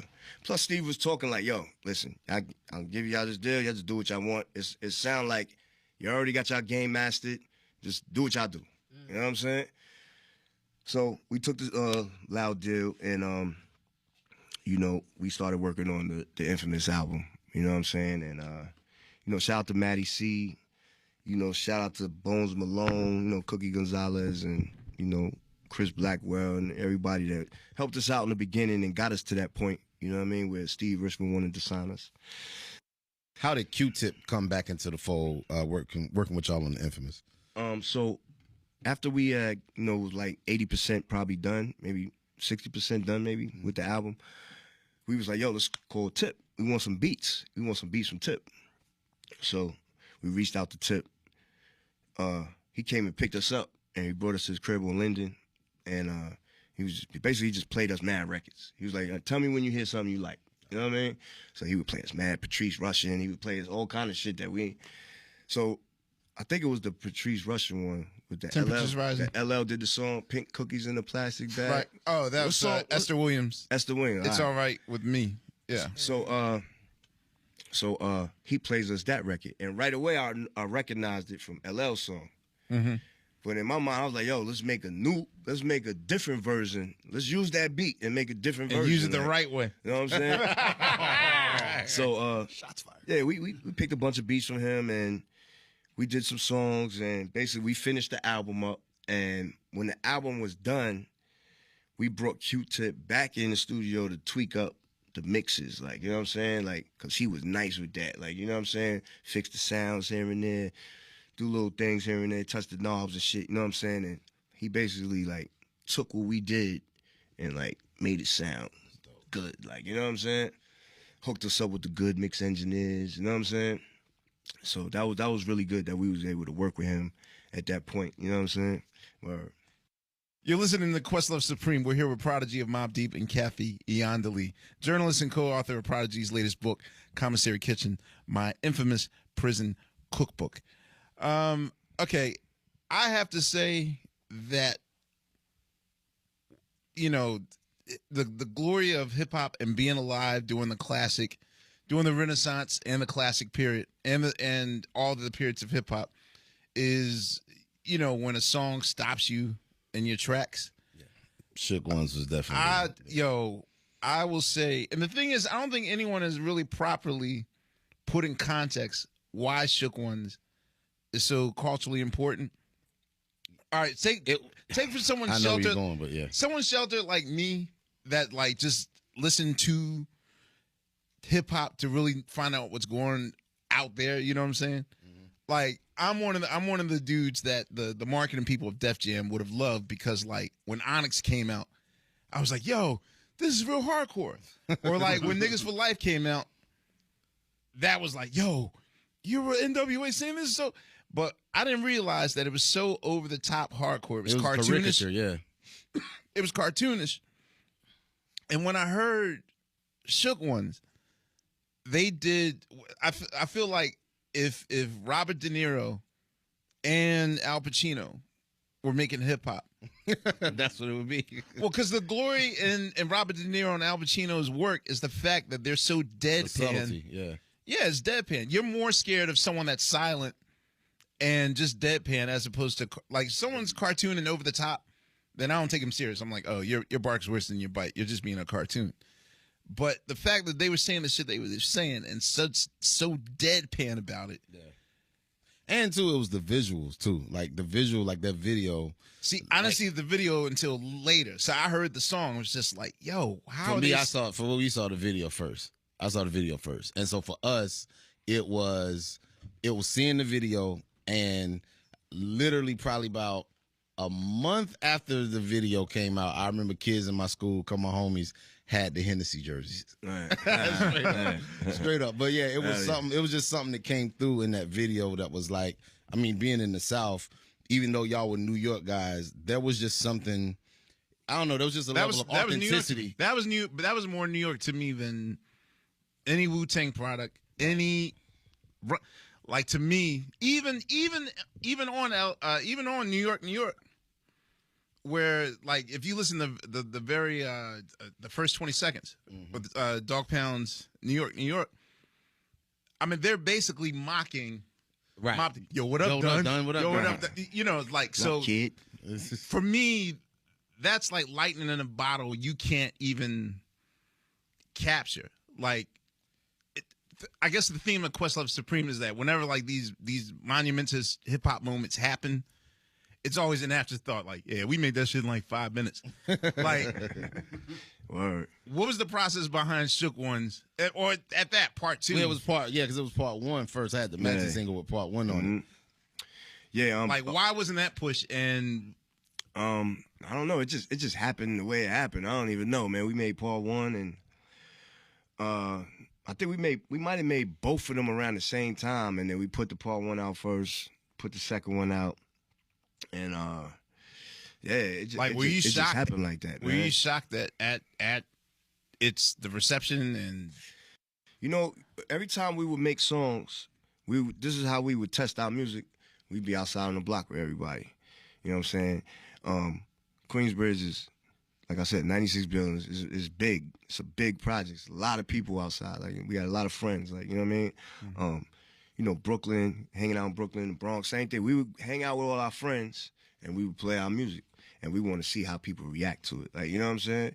So, you know what I'm saying? We got, you know, our peers, people like Nas spitting crazy. You know what I mean? People like Cormega was spitting crazy. Like, it was a lot of people that was dope. The whole Juice Crew thing, the symphony, like that was like shit that was around us.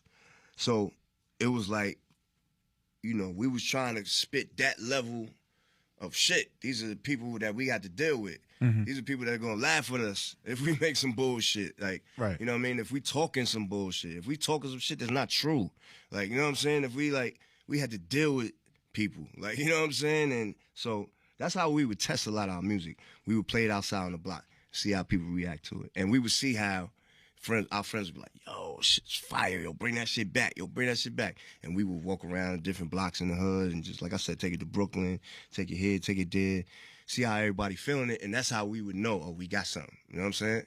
If motherfuckers didn't react, and we'd be like, nah, we can't fuck with that. But if they reacted, we knew we had something. So we did the same thing with Shook Ones. You know, most of the songs was like that. You know what I mean? We would test it out on the block and see how people would react, and then we would be like, all right, we got one, put that out. You know what I'm saying? I think another part of the formula that really made that album work is the fact that the musical backdrop It was like so wasn't as hardcore. Like even for like Up North Trip. Like I remember my uncle used to always that came from a Spinners record, Spinners 8. So he used to always play the Spinners I'm Tired of Living on his 8-track. Right. So that's how I always remembered it. But now it's like, I mean, even though the subject matter of that song was more like it's kind of like a fuck my friends, like I can only trust me sort of thing. But like I always had happy memories of being in my Uncle Junie's car listening to that song. But then like y'all just took it and just made it into like, yeah, it was like a juxtaposition of like smooth, like soothing sounds, and then like the most murderous shit on top of it, like lyrically. Even like with Drink Away the Pain, a record like Drink Away the Pain, like that's like a happy ass Headhunter song. But then then y'all slow it down and like spit that shit over it. Yeah, it becomes something totally different. You know, we caught our drift. We caught a drift. We was on it, like, you know what I mean. And once we locked in, that was it. We was like, all right, we got it. Let's go. And like, you know what I'm saying? We getting the reaction that we want from people now. So what is life like now that the album is taking off? I mean, y'all got 4.5 mics in the stores. I'm one of those people that actually believe that 4.5 mics is better than a 5. Because when you, I mean, yeah, you can have a 5, but then it becomes a burden. Like I feel like for Nas, that 5 is a burden on him. Because it's like everybody's always going to say, well, in the beginning in 1994, this is when and you know they kind of. I feel like 4.5 is like the highest accolade you can get, where you don't get that much jealousy or scrutiny from your peers or whatever. I definitely see what you mean. Did you feel some sort of way? Do you feel like, oh man, we should have got a 5 like Illmatic? Or at that time we didn't really care. Like the source was definitely, don't get me wrong, that was like the Bible, hip hop Bible, like, you know what I'm saying? Like that's how we got our break, was from the source, like Unsigned Hype. But you know what we were making, you know, we knew the power of what we was making. Like we felt it, we seen it, we heard it, like we seen how people were reacting to it. So we didn't really, once we got in that zone, it was just go time. We didn't really care, you know what I mean, too much about, oh, they gave us 4 mics, whatever, because we still had that attitude a little bit in us, like, you know, fuck these niggas, they don't know what they talk about, like, you know what I mean? Okay. But it was a little bit more polished. The attitude was a little bit more polished, but it was still there. You know what I'm saying?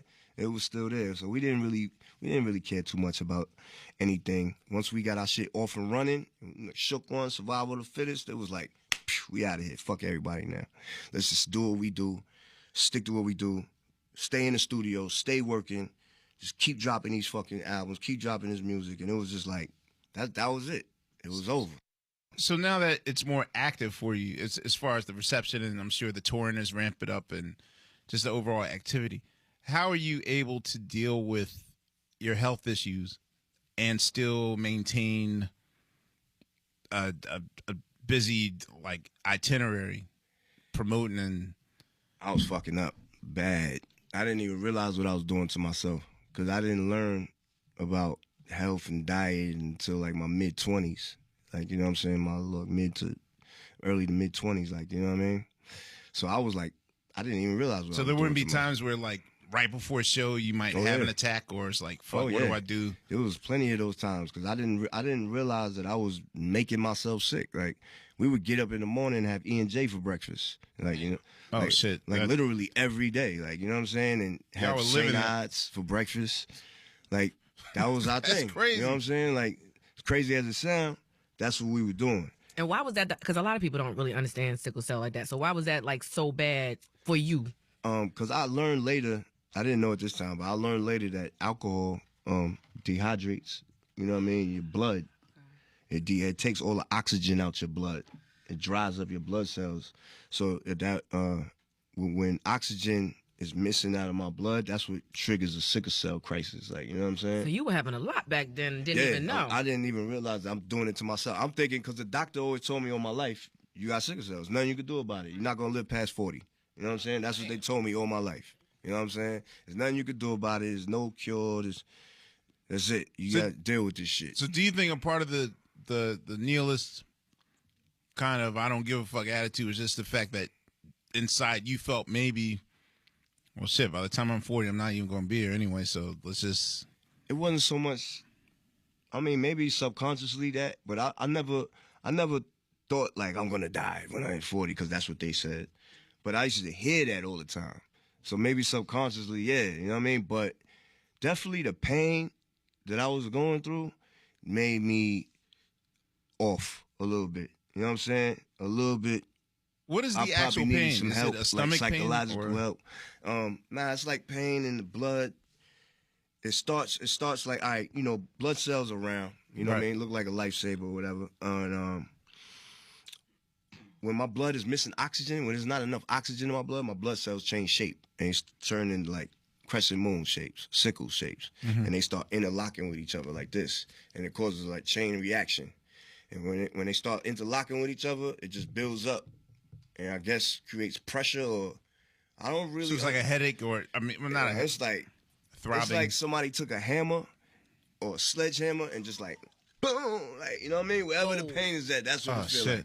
It's like crippling. Like you know what I mean. I can't even walk. I can't move. Sometimes my friends had to carry me to the hospital. Like it's crazy. It get crazy. Like so. You know what I mean? I can remember being a little baby laying in the hospital looking up at my family looking down at me. I probably was like 3 years old. You know what I'm saying? And I remember those memories just laying in the hospital looking up at my family being sick in the hospital. I ain't understand what was going on. I just know I'm in pain. I don't know what the fuck is happening. So this pain been with me all my life. And it definitely, had an effect on, my mentality and made me angry. I ain't believe in God. You know what I mean? Because I used to pray to why would you suffer and make the pain go away, and it's not going away. So I was like, oh, it ain't no God then. Yo, you know what I'm saying? This might be a dumb non-celebrity question, but were you ever in the same room with like T-Boz? Because I feel like y'all would have some of the same issues since y'all both were on tour a lot, and she seemed like she really went through it a lot. Yeah, we had a conversation. We were gonna do a song on my HNIC album, but she said her label wouldn't let her do a song. Was that the You Can Never Feel My Pain joint? Yeah, she was supposed to get on that with me.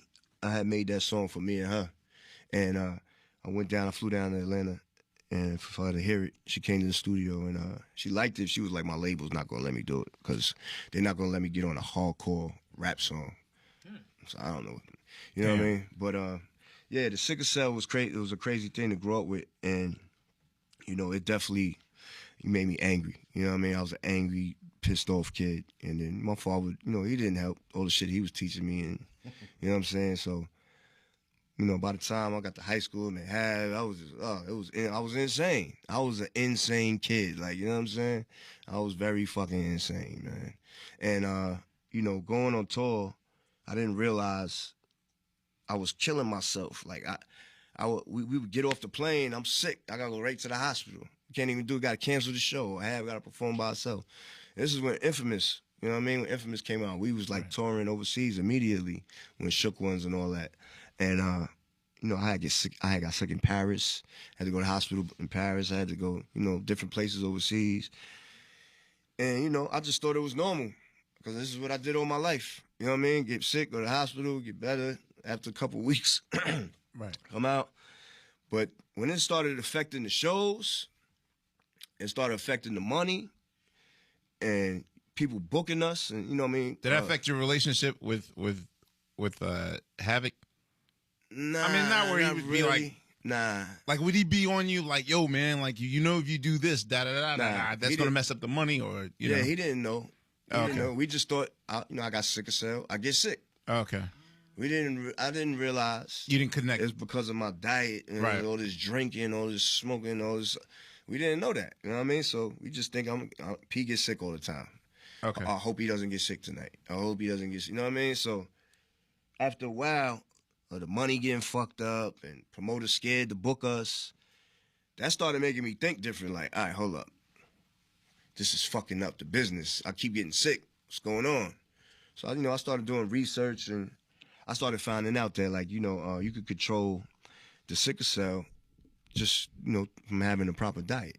It's all about diet and what you put into your body and also your spirit and mentality, like, because once you change your mind and your spirit, it kind of has a domino effect. Everything has a domino effect. Once you start making change in your life, little things, whether it's diet or whether it's spirituality, once you start making changes, everything else, you start looking at other things. Like, hold up, all right, well, I eat clean now. I eat vegetables. All right, so what else do I need to clean up in my life? Like, you know what I mean? Oh, I need to stop this, or I need to stop hanging out with these people. They, you know what I mean? They get me in trouble. Or I need to stop thinking like this. I need to start having negative thoughts. So it's like a domino effect. So is it easy to do that? I mean, well, we didn't even get into how you guys went from Political Prophets to Mobb Deep.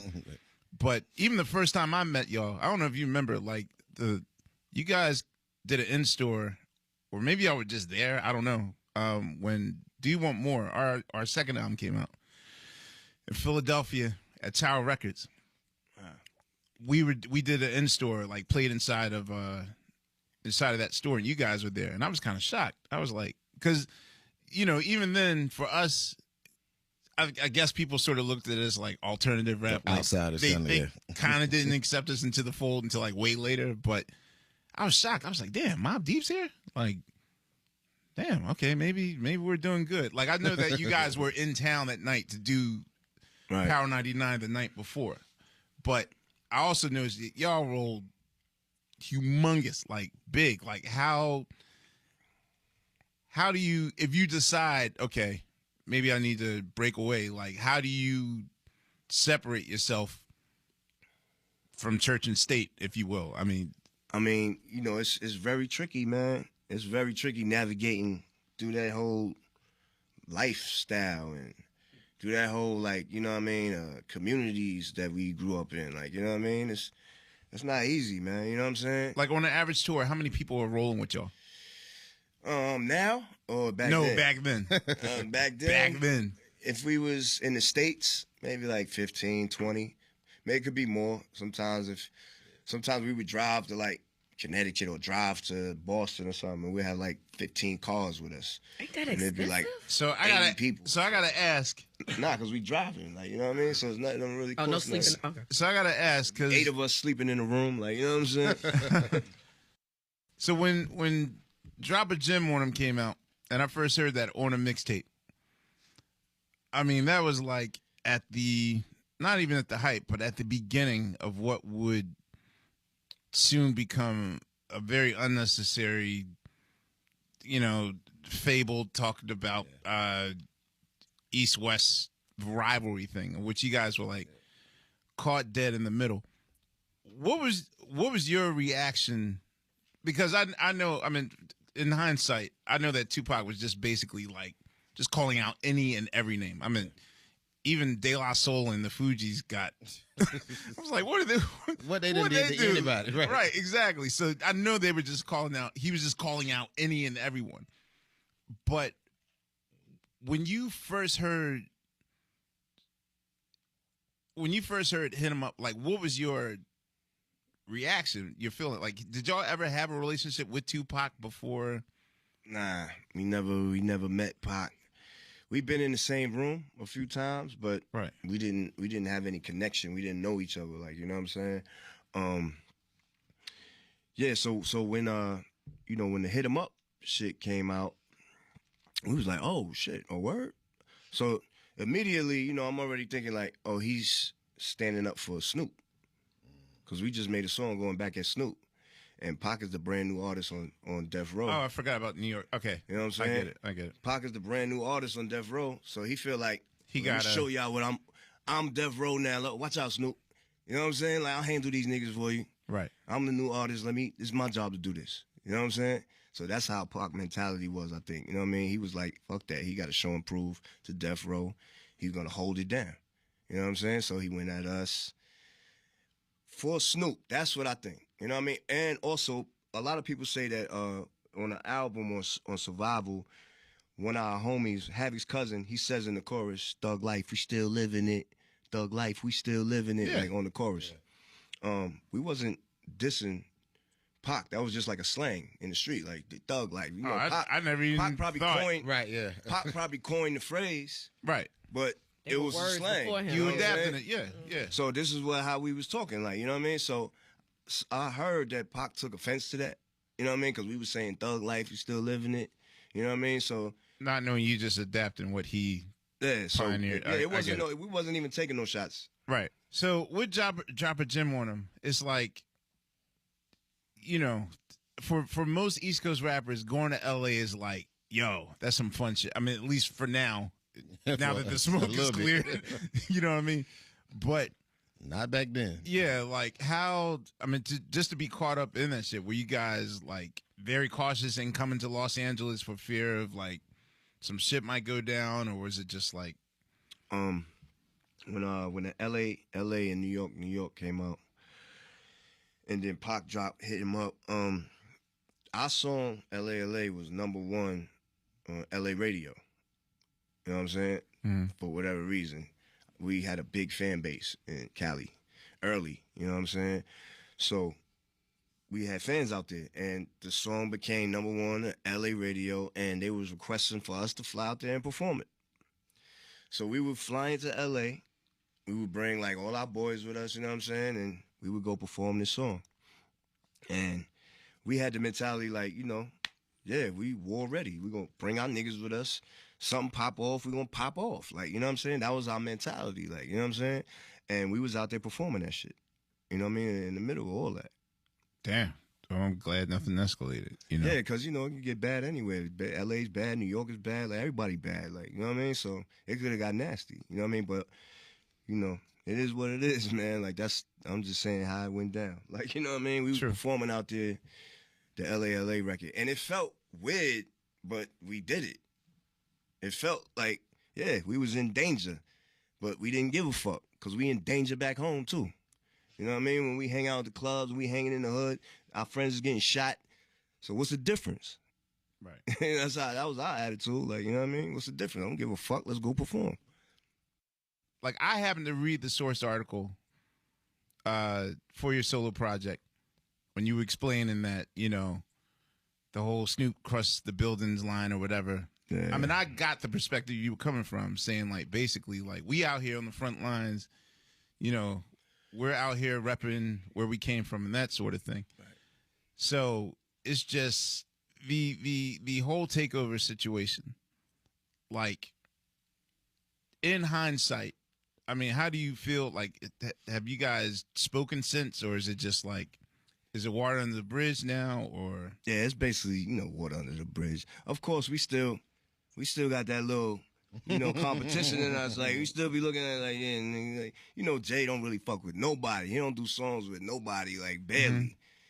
I was surprised when Jay did the joint with Fabulous. I was like, oh, shit, he did the joint with Fab, yo. Right. That's dope, you know what I'm saying? I was happy for Fab when that happened. But, you know, Jay don't do songs with nobody. So it's like... Well, I know that him and Nas sort of, you know, and people basically see Takeover as a Nas Jay-Z situation. Yeah. So let me start from the top, right? Right. I was already thinking, when I first heard Jay say that line, I was in the club in Queens. And it was all my boys, and I heard the song Money Cash Hoes was playing in the club. I was like, oh, this is dope. That beat is crazy. With the piano shit, right? Right. So I heard the line, I was like, because, you know, we like really be scrutinizing rap. Like, you know what I mean? We be like, what he just said? You know what I'm saying? Who he talk about? Like, what? You know what I mean? We be overanalyzing shit. Like, so when I heard that shit, I was like, huh? I caught that shit right away. I was like, New York been Snoop ever since Snoop came through and cried. I was like, what the fuck is he talking about? So, you know, the thought just went past my head. So I ain't think nothing of it really after that. And I was in the office one day at Loud, and Pun was there, Fat Joe was there. And I was just kicking in the office chilling, and I overheard Fat Joe said, yo, you heard that line? He was talking to somebody. Yo, you heard that line Jay said, New York been soft? I was like, word, son, I feel the same way, my nigga. I was like, yo, that's crazy you said that, son. I feel the same way, yo. He's like, word, that's kind of crazy he said that. So, you know, when doing the Source, I did the Source interview, and I was like, man, Jay-Z a bitch-ass nigga for saying that. Like, how you gonna say that? Like, you know what I mean? That was some bitch-ass nigga shit to say that. Like, come on, man. Cut it out, man. Like, we was holding it down. We was out there performing. We risking our life. Like, it was serious, like, you know what I'm saying? And now you come years later saying some shit. Like, shut the fuck up. Like, you know what I'm saying? Just rap, nigga. Why are you talking about that? Right. That has nothing to do with you. Like, you know what I'm saying? Just rap, nigga. So I was pissed. And, you know, I was on my bullshit. You know what I'm saying? When I was young, I was on my bullshit. I feel it. I said something. I was like, he a bitch-ass nigga for saying that. You know what I mean? And, you know, I got the word back from Dame Daz. Dame was like, yo, Jay said, you know, he wish you just would have reached out and spoke to him instead of saying it in the magazine. I'm like, man, whatever, man. You know what I'm saying? Mm-hmm. So then I had actually had a conversation with Nas, right? Right before this article, I had a conversation with Nas. And because Meek, what's his nigga name? Memphis Bleak. Memphis Bleak was taking shots at Nas. You know what I'm saying? Right. He was, fall, if you fall, I can help you out. Or, he was just saying little slick shit here and there. It's a line on. He was like, your life is written, who you kidding? Some shit like that, whatever. So, you know, I took offense to that. Anybody talking about Nas, I'm taking offense to it. You know what I'm saying? Like, everybody, you know, Queensbridge, like, that's the crew. That's our crew. Right. So I talked to Nas one day. I was like, yo, son. I was like, you hear these niggas? And he was like, yeah. He's like, I ain't worried about that shit, though. I was like, yo, son, man, fuck that. Let's go at these niggas, son. What's up? He like, nah, fuck the niggas, B. I'm gonna go at them niggas, man. Fuck them niggas ain't nobody. I'm like, yo, son, fuck that. Let's go at these niggas. Niggas trying to pop shit, son. You hear this shit? They popping mad shit. He's like, man, fuck, I'm telling you, man, fuck that shit, man. That shit ain't about nothing. So I'm like, all right, So you were egging him I'm on. like, yo, I'm gonna just do it by myself then. Fuck it. He was like, all right. So then, Right. you know, that's when I did the article shit. Said the shit about him, blah, blah, blah. And then he do the Summer Jam shit. You know what I'm saying? So how that happened is, Irv Gotti is cool with, with Jay. Right. And Ashanti used to go to my grandma's dance school. You know what I'm saying? Aha. Okay. And at the time, we had did a song with Vita called Burn.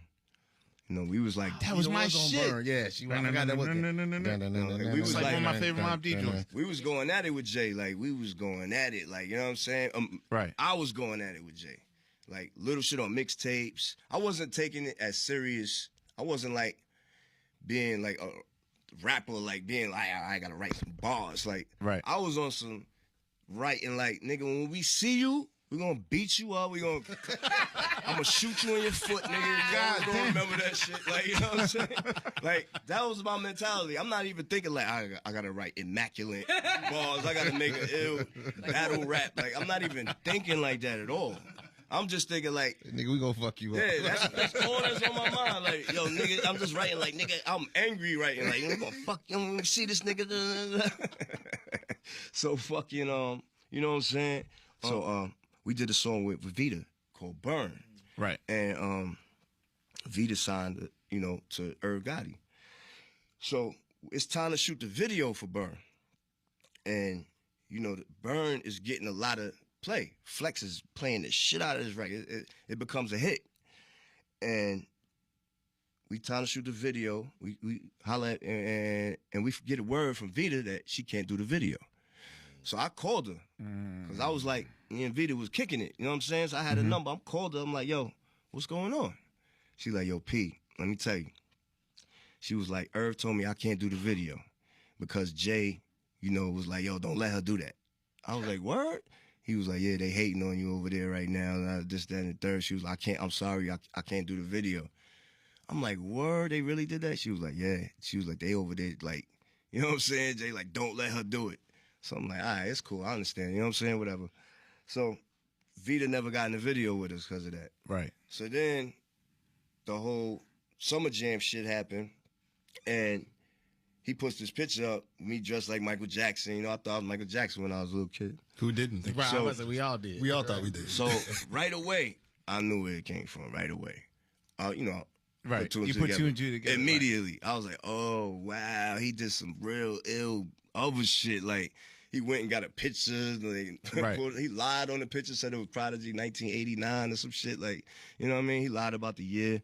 So whatever. I thought it was funny. You know what I'm saying? That, like, my nigga was in the audience at Summer Jam, my man Illa G. He called me like, yo, P, I told you that picture was going to come back to haunt you. G had seen the picture years ago and shit when we was like working on music. He was looking through the books. He's like, oh shit, look at this shit. So whatever. He's like, yo, I told you that picture would come back to haunt you. I was like, what you talking about? He said, yo, son, Jay just put your picture up at Summer Jam. I'm like, what? So now we dying laughing on the phone, right? So now I'm like, wow, that's crazy. So I'm like, all right, that's what's up. He got jokes. All right, cool. It's funny. You know what I'm saying? And that was that. And then he made, he was going at Nas and me. Mm-hmm. He was like, as Nas, you don't want it with Hov. So basically, he talking to me. You know what I'm saying? He like, as Nas, you don't want it with Hov. This, that. I got money stacks bigger than you and all this shit. He talk about me the whole song. You know what I'm saying? Right. He took a little jab at Nas, but he's talking about me the whole song. So now I'm like, all right, this is it. Fuck that. It's war now. It's on. Like, God damn it. You know what I'm saying? Fuck this shit. Fuck this nigga. Fuck everybody they down with. Da, da, da. So, I was on my shit. And Nas dropped Ether. You know what I'm saying? And I was like, whoa. took it serious. He took the Right. beef and, you know what I'm saying, making To the next song. level. Yeah, I was like, oh, I wouldn't have wrote no shit like that. I was too angry. I was just mad. I wanted to catch this nigga like and do something to him. Like, you know what I'm saying? Did you ever talk to Nas after he did either about that? Because like he changed his mind, and then he changed his mind to a major extent. So what was he thinking? Was it that he got mad for the attack on you, or the mad for the attack on him? I think Nas did eat the. Well, he also had to defend his title. Yeah. I think Nas did eat and the song called Build and Destroy. Number one, because Jay mentioned his name, so he like, all right, now fuck that. And plus, me and Nas was already talking about. I was like, yo, let's go at these niggas, like, you know what I'm saying? But now, I guess he heard that song and that drew the line. He was like, man, fuck that. So he made a song called Build and Destroy also at that same time, and he shitted on me, talking about yo, Prodigy get robbed and all that. He was talking about Nas was saying some things that he doesn't have no idea what really happened. He thinks he knows, but he really doesn't know. So he was saying I got robbed, just standing third, and da-da-da. And at the end of the song, he apologized to me. Like, yo, P, At the end of the song? Yo, P, I love you, man. Just get away from them fake ass niggas. That's what he say on the song. Like, you know what I'm saying? After he just shitted on me the whole fucking verse. Like, you know what I'm saying? I'm like, yo, where did this come from? Oh, he ain't hit you like, yo, I got this joint Build and Destroy. I was just in the studio with him. Like, I was mad that they was rapping about Nas. I'm like, yo, fuck that. Let's go at these niggas. They rapping about you, son. You know what I'm saying? And now he got a song dissing me. Right. I'm like, where did this come from? I don't have no beef with Nas. I hate to ask this. What album is that on? Nah, it was on. Was it Stillmatic? I think Build and Destroy was on Stillmatic. Really? I think. I gotta re-listen. We had to look So it then up, but, I found out that Nas was mad at me because I did a song with Cormega, right? And I didn't when I did the which song is with one Mega, of my favorite fucking Mobb Deep songs on Murder Music, right? The joint on. No. It was one of Mega songs. Oh, okay. When I did the song with Cormega, he didn't have a verse on it. It was just a beat. I went, wrote my verse to it. I left. When he puts the song out, he writes his whole verse dissing Nas. Oh. So I didn't know that. Kind of a 4, 3, 2, 1 situation. You know what I'm saying? I didn't know that. So then I found out later, that's why Nas, I guess he thought my verse was about him because he heard, that's far from the truth. You know what I'm saying? I never So had did no problem Nas with eventually find out that I guess Omega changed his verse without you even knowing? I guess years later, after me being vocal God. about it and talking about it. Y'all like, are I mean, bad communicators. That's why I wrote the book, because the story is so much complex pieces to everything. I want people to understand how everything transpired and how it went down Without communicating. Yeah. That was one of the main reasons I wrote that book. And plus, I looked at it like, this is my youth. I'm a grown man now. That book is my youth. Mm-hmm. That's my youth. That's me growing up. Right. I'm a grown man now. I'm not like that no more. You know what I mean? I was very hard-headed and ignorant and on my bullshit. And I grew up. So I was like, no, you know what? I'm going to write a book. And I'm going to just like, I'm going to explain how I grew up, and I'm going to explain certain situations for people so they can understand why this happened. How did that happen? How did you know what I'm saying? Like, it was so many questions, and I'm sure the fans want to know, why is y'all beefing? How did this start? That was the main reason I wrote this book, because I want people to have a clear picture of how it actually went down. Like, So do y'all pick up phones now? Oh, yeah, I see Nas every now and again. I just seen him recently at New York Fashion Week. We kicked it, like, you know what I'm saying? And we were talking about doing some new music together, so we cool. I don't got no problem with Nas. We never really had a problem. I was going to say, how come, like, a Queensbridge, like, just summit meeting album never went down? Like, in my head, y'all could have been, It's too many, it's too many egos. There's too many people, like. Just thinking, like, Mobb Deep, Nas, like, Nori, like, G-Rap. I mean, yeah, like 8, some of the most incredible ass MCs. Yo, one day, I was on the phone with Pharrell, and Pharrell was like, our first conversation ever. No, actually, our second conversation. We was on the phone. And he was like, yo, B, I gotta ask you something. He was like, what's wrong with y'all? Queensbridge niggas. So why don't y'all fucking stick together and just do music, my nigga? What's wrong with y'all niggas, yo? Like, I'm like, yo, son, yeah, it is what it is, my nigga. It's just hood shit. Like, that's what happens, man. Everybody don't get along.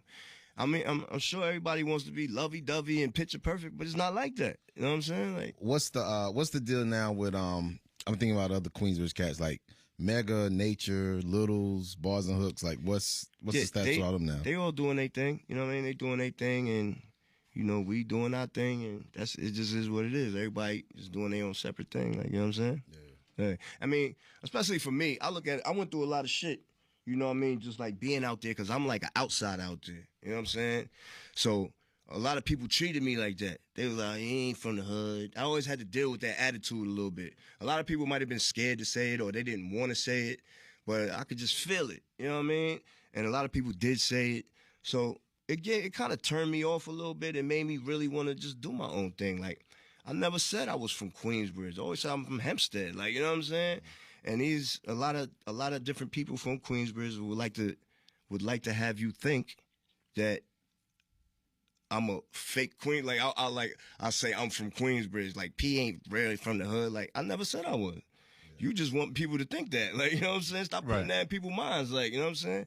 So I had to deal with that attitude all the time with a lot of rappers, a lot of regular people in the hood or whatever. So it kind of turned me off and made me just like, you know what? I kind of see. I'll just do my own shit. 'Cause I got to show. It made me like I have to show you now that I don't care about. None of this. I'm my own person. I'm my own entity. Y'all don't control anything I do. Y'all don't scare me. I don't give a fuck if it's from Brooklyn, the Bronx, Queensbridge, Jamaica, Queens, LA. I don't give a fuck where you from. This is my life. Everybody live their life. And I don't live my life in fear. You know what I'm saying? So it made me back up off everybody. It made me back up over everybody and just want to do my own thing, man. That's why I started doing, you know, my own shit, man. Because I started dealing with a lot of that, you know, just weird shit. People like, he not from out here. You know what I'm saying? Don't you think it's ironic that, like, amongst that, all those MCs who look at you like that in that way, it's like now they're raising children and they're bringing them up in a way that you were brought up in your childhood, like culturally and all this stuff. And I even thought that now with looking at the video, you doing ballet, I'm like, that. Now that we have the context of where that come from, it adds to the dopeness of who you are. Right. And now I look at even a Blue Ivy and I'm like, that's her. That's She's her, yeah. growing up in that environment. Right. So do you see that now as clearly? And I just think that, you know, it's not everybody. Everybody's not a bad person. Like, everybody didn't have that attitude. It was only certain particular people. And, yeah, I mean, it just is what it is, man. I'm me, man. You know what I'm saying? And I'm the type of person, I was trying to get everybody together. And, you know, I'm that type of person. I'm like, yo, all right, come on, you gonna rap. We made Noid and Twin and everybody rap. Like, you know what I'm saying? We was like, nah, you gonna rap, nigga. And Noid like, I don't want to sell drugs. I don't want to rap. Like, you know what I'm saying? He's like, no, come to the studio with us. Come on. You gonna rap, son. You know what I'm saying? I used to help Noid write his shit, you know what I'm saying? And we used to all help each other, you know what I'm saying? And then it was just like, you know what I'm saying? I'm that type of person to try to, you know, keep the team strong and keep everybody together. I shot a movie for Queensbridge, you know what I mean, called Murder Music.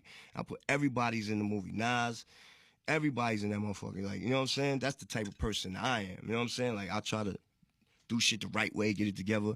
And then you got niggas that's haters.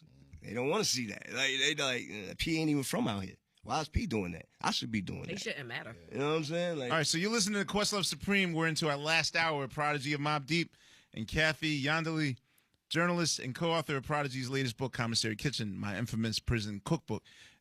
So I feel like your journey is probably, you of anyone has had a kind of a parallel journey to that of like Malcolm X, where like you had your Detroit Red experience. Literally, Detroit Red. Right.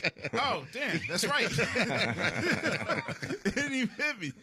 Yeah, like you had your Malcolm Little Detroit Red experience, and then in 2008, when you had to do your bid, you know, you said and that really changed you. yeah, that just saved my life. Yeah, explain that, because what I want to know, and I'm trying to ask in a way, because I know a lot of people have a tendency, especially in the press, they have a tendency to like fetishize Jail.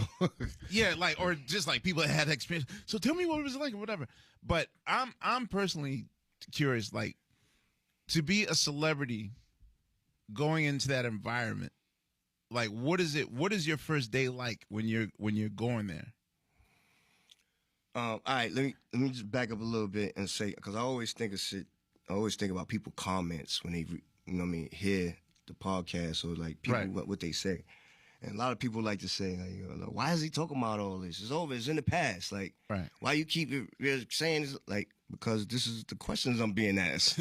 So I have to answer these questions. You can preface it. All right. You know what I'm saying? No, I just want to make that clear real quick for the listeners to shut all that comment shit down. Like, I'm being asked questions. That's why I'm talking about this. Like, you know what I'm saying? And you know, I wrote a book about my life and my youth. I wrote a book about my youth. And my book, it talks about all these things. And you know what I mean? That's my past. I'm a grown man now. You know what I'm saying? So I put my youth out there for the people so they could see all the fucked up shit and how I grew up and all the fucked up shit that I did and been through and, you know what I mean? All the good shit and what got me to this point. So that's why I did this book. That's why I do these interviews and talk about past things a lot, because these are questions that people ask and they want to know the answers to. So when I got locked up, it was the best thing that happened to me, because at this time I was dealing with a lot of hatred coming from certain people from Queensbridge. You know what I mean? Certain people from, you know, wherever, but mostly from Queensbridge. A couple individuals that I had a few problems with that they just didn't like me. Wait, can I ask a quick question? So after the infamous, are you still living in the Queensbridge area, or did you like we probably moved like around right after Infamous came out. You know what I mean? I was living with Hav in Queensbridge for like 2 years when we was working on the Infamous. You know what I'm saying? Right. We would stay at his crib, or we would take the equipment back to Long Island, Hempstead, change the scenery for a little while. Then we'd go back to Queensbridge, like, you know what I'm saying? So after the Infamous drop, when we was doing the tours and shit, we kind of like, but we would still go back all the time because that's why our peoples was on the block. You know what I mean? And we grew up with the mentality, you don't shit on your people. You always take care of your people. Like, you know what I mean? You don't run away from problems. You don't run away from anything. You deal with it. You face it. You know what I mean? And you deal with the shit. That's how we grew up. So that's why I was still there in these communities dealing with my peoples that I grew up with, my peers. Because I'm not the type of person that's going to run away from shit that I got to deal with. Like, you know what I'm saying? So we were just learning how to navigate being celebrity and all that shit. And so it was never awkward going back there, even though you're obviously established as a celebrity rapper. And nah, because that was just like home base. That was like the block. You know what I'm saying? We go to the block, have fun, like drink all night.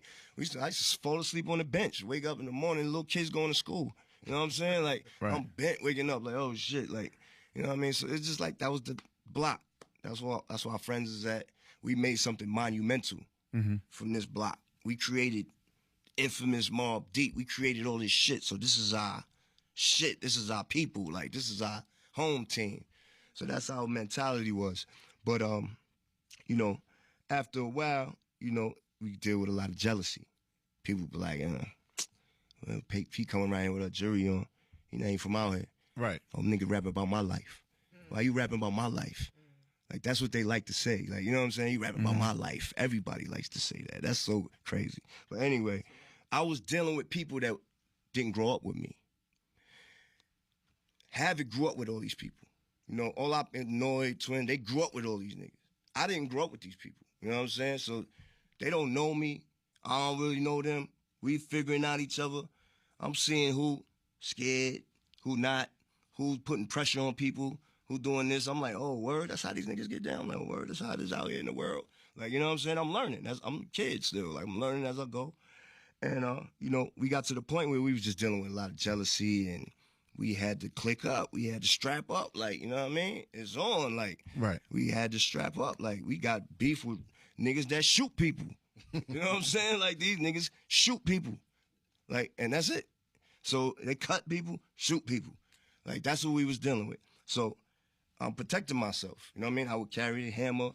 I'm not out doing no harm to nobody. You know what I mean? At this point in my life, I'm just protecting myself. So, you know, it just got bad, man. It got to the point where, you know, I started just losing it, man. Like, you know what I'm saying? So much negative thoughts. So much all the time, just ready to shoot somebody.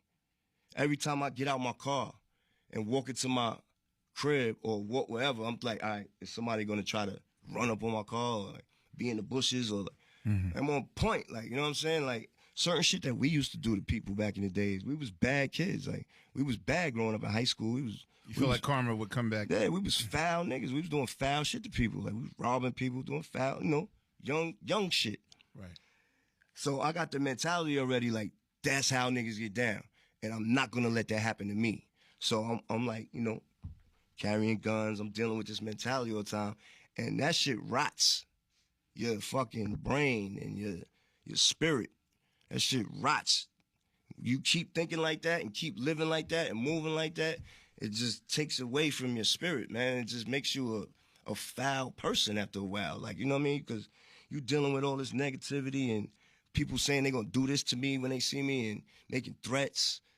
And then I got to stand up for myself. Like, nigga, you ain't doing nothing when you see me. Like, you know what I'm saying? And that's just what it was. So, unfortunately, this is the crazy life that I was growing up living in, the shit that I had to deal with. And it got to the point where, I was just out of control, man. Smoking mad weed, just drinking heavily. Like, I already learned that shit fucks up my sickle cell when I do that. But I was so angry and just wanting to hurt somebody, just always, like, trigger finger itchy, like, ready to show a nigga, like, don't play with me. Like, I'm just I'm going about my business, doing my music, I'm making my money. Don't come over here playing with my life. You know what I'm saying? Because you're going to find out what happens. So this is my mentality every day. And that's just started to, like I said, it started to rot away in my spirit, my brain, and everything was just like, it felt disgusting. And I didn't realize how disgusting it was until I got caught with the gun in my car and got locked up. And I just started thinking about everything. Like, damn, just living that life and just not thinking and being young-minded. And it was just bad. It wasn't good, man. I was gonna eventually get killed, or I was gonna kill somebody or hurt out, and I would have went to jail. One or the other was definitely gonna happen. That was definitely for sure, 1,000% gonna happen. Eventually, if I didn't go to jail, you know what I'm saying? It was like serious. And it's sad to say it's like that. You know what I mean? And I know a lot of people will listen to this interview, like I say on the album, like, you know what I mean? Pete think he tough. Pete talking tough. Nah, you real. I don't think it's tough. But I like to address the people that think that so they can hear me say that. So save your little P think he tough comment because I'm already ahead of you, dog. I know that's what you're thinking. I doubt our nerd-ass listeners will be. We have a bunch of nerds listening to our shit. So some people, they hear that and they be like, oh, this guy think he's talking tough. He's trying to portray his life. There's something that's not. I'm just being honest with you. This is what it was. I really thank you for this because the thing is that hip hop really doesn't allow for its figures to come in a kind of a three-dimensional flesh and blood tone. Like, this is the first time I'm really hearing your story.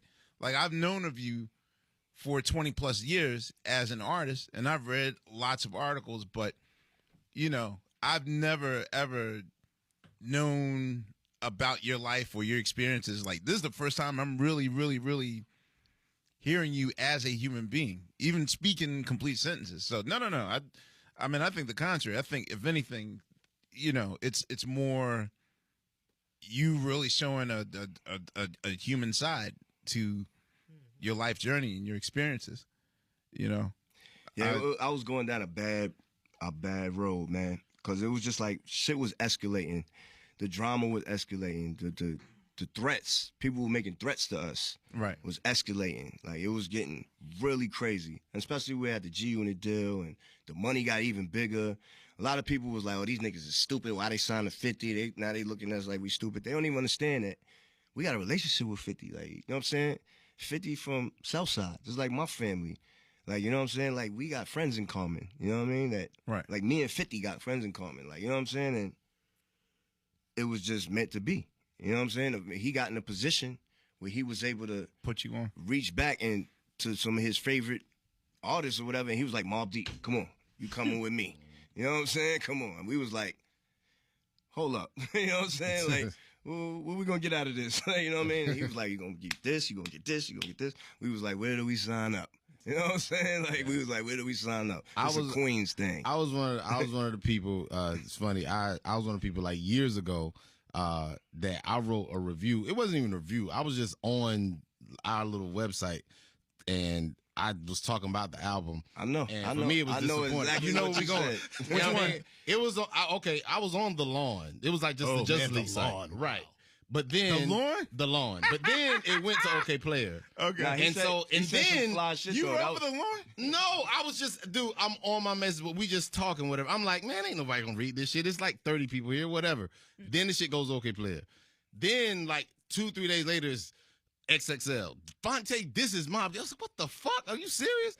So then, like, a couple years later, I guess it was right before you went in. And, like, he wrote a blog. He was like, you know what I'm saying? He was like dissing me back. I was like, okay, well, that's fuck it. I never deserve knew y'all had. Yeah, he didn't even know what's going right. on. So then, like, That's like 4 guests in a row. right. I had like so much. Solange, Dude, it was Twitter.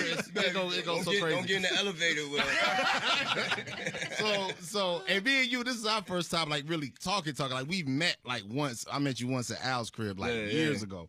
But we was, this is the first time we really talked. And so afterwards, the joint came out, and then you did the blog, and then you went on your bid. Nice. So then Al was on tour with us for a minute. We was touring. It was LB, Lil Brother, and Evidence was with us, and he brought Al with him.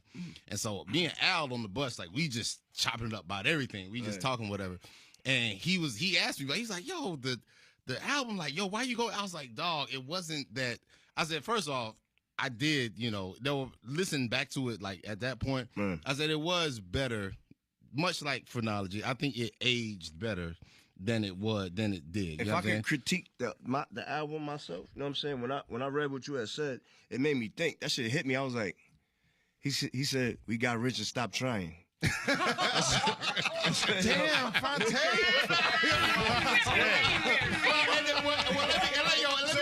So wait, when I suggested yesterday, oh, Prodigy gonna be on the show, your first thought was I was like, Prodigy. I was like, yeah, okay, but I knew it wasn't gonna be nothing. I mean, You y'all. usually preface if it's real beef. Yeah, You didn't it was no Nah, come on. Nah, that ain't- But the that thing ain't- was, that ain't I was just like, It's not yo, like my beef with Q-Tip.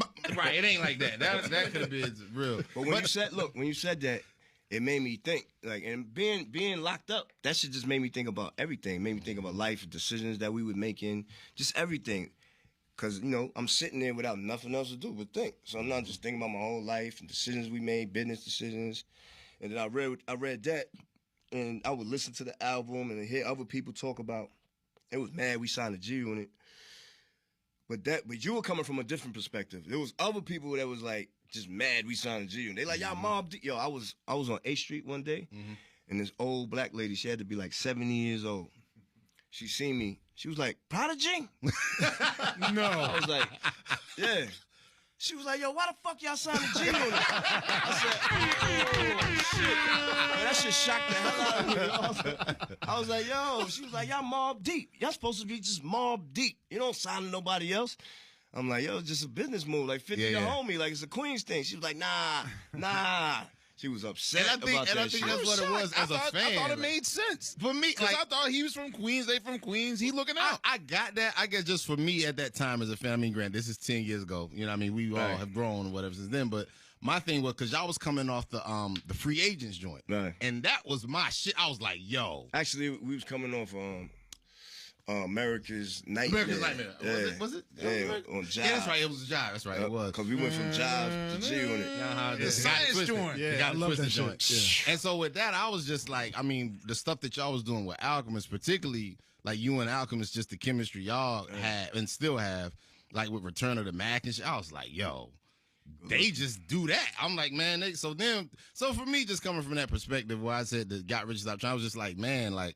To me, it just felt like I understood on paper and like business wise why it worked. Right. But just to me, just as a true hardcore fan, I was just like, man, I think they could have just did them. When I thought about it, I was like, you was right. Wow. Because I'm sitting there listening to I examined that album, that G Unit album we did so much, and what I got out of it is when I was in jail. When I was just like listening to it and trying to figure out why people were saying things that they were saying, and I was like, okay. The first thing that I noticed that it was too much G Unit on the album. They was on almost every song, I didn't realize that while we're making it. We were just having fun. Like, oh, shit, hey, come on, do this. Oh, Buck, come on, Buck, get on this song. You know what I mean? Yo, Banks, get on this one. Like, you know what I'm saying? We're not even thinking, like, we just, like, having fun moving. So, but, you know, being in jail, sitting there with nothing to do, I'm just, like, listening, analyzing the album. I'm like, oh, okay, they on too many songs. Not only that, but it was too many, like, beats from like outsiders that wasn't really like mobb deep sounding beats, you know what I mean? But we didn't realize that while we sitting there making it. We was like so caught up on G5, going on tour with M. We like, you know, we were just living a high life, like, you know what I'm saying? Like we was already used to, you know, having fun, living that life on the road. But now it was just like living that life on steroids, like, you know what I'm saying, with the Interscope money now and the big budget and the private jets and the arenas every night, like, you know what I mean? So we was just lost, man. Like we was lost at that point, like, you know what I mean? And I was officially lost because I already got the attitude, like, I gotta defend myself. Like, there's mad threats going on. So the threats is even higher now because they know we got bread. They know we, you know, 50, I bought a bulletproof truck. I'm like, these niggas, you know what I'm saying? I'm like, 50 moving right. I'm about to do the same thing because we getting threats like that. And we kind of got beef with like the same niggas almost, like, you know what I mean? So it was like, you know, I just wasn't living right. So not living right, plus access to all of that, you know, money and high life, it was just like a recipe for disaster. You know what I'm saying? I was gone. I was gone, dog. You know what I mean? Like I was gone. So I had to get locked up. That first week or the first day, like, is the goal just to be under the radar and do your time, or like for people that are notable and doing time? Is there a thing where the judge is like, okay, I know, because I know in Tupac's case, they gladly threw him in Gym Pop. Like, all right, you go to Gym Pop, no protection. You know what I'm saying? So is it a thing where, like, what is your goal or what is your thought mentality that first week there? Especially with your condition, which leads to the book, which... When I got locked up, when I realized I had to go to jail and serve, you know, 3.5 years, and I got locked up, I was like, all right, let me deal with this. I got to do this time. You know what I'm saying? And I went in there with the attitude, like, you know, I don't want to make friends. Like you said, fly under the radar, do my time, get the fuck out of there, get my shit. And I went in there with the mentality to get my shit together. Because I already knew what my problem was. I already knew what the downfall was as far as, like, the street shit I was going through in my health and just my spirituality. My spirit wasn't right. You know what I mean? So I went in there with the plans to get my spirit together, get my body together, get my health in order, and try to come out a better person. So I really went in there and went to school I went to school to learn myself. How much time did you have to prepare from the time that you're sentenced to the time that you're going in? Because I know that you have a family to take care of and that sort of thing. So it was about maybe a few months, like 3-4 months maybe. Okay. You know what I mean? And yeah, I went in there with the attitude like I'm going in here to get my shit together.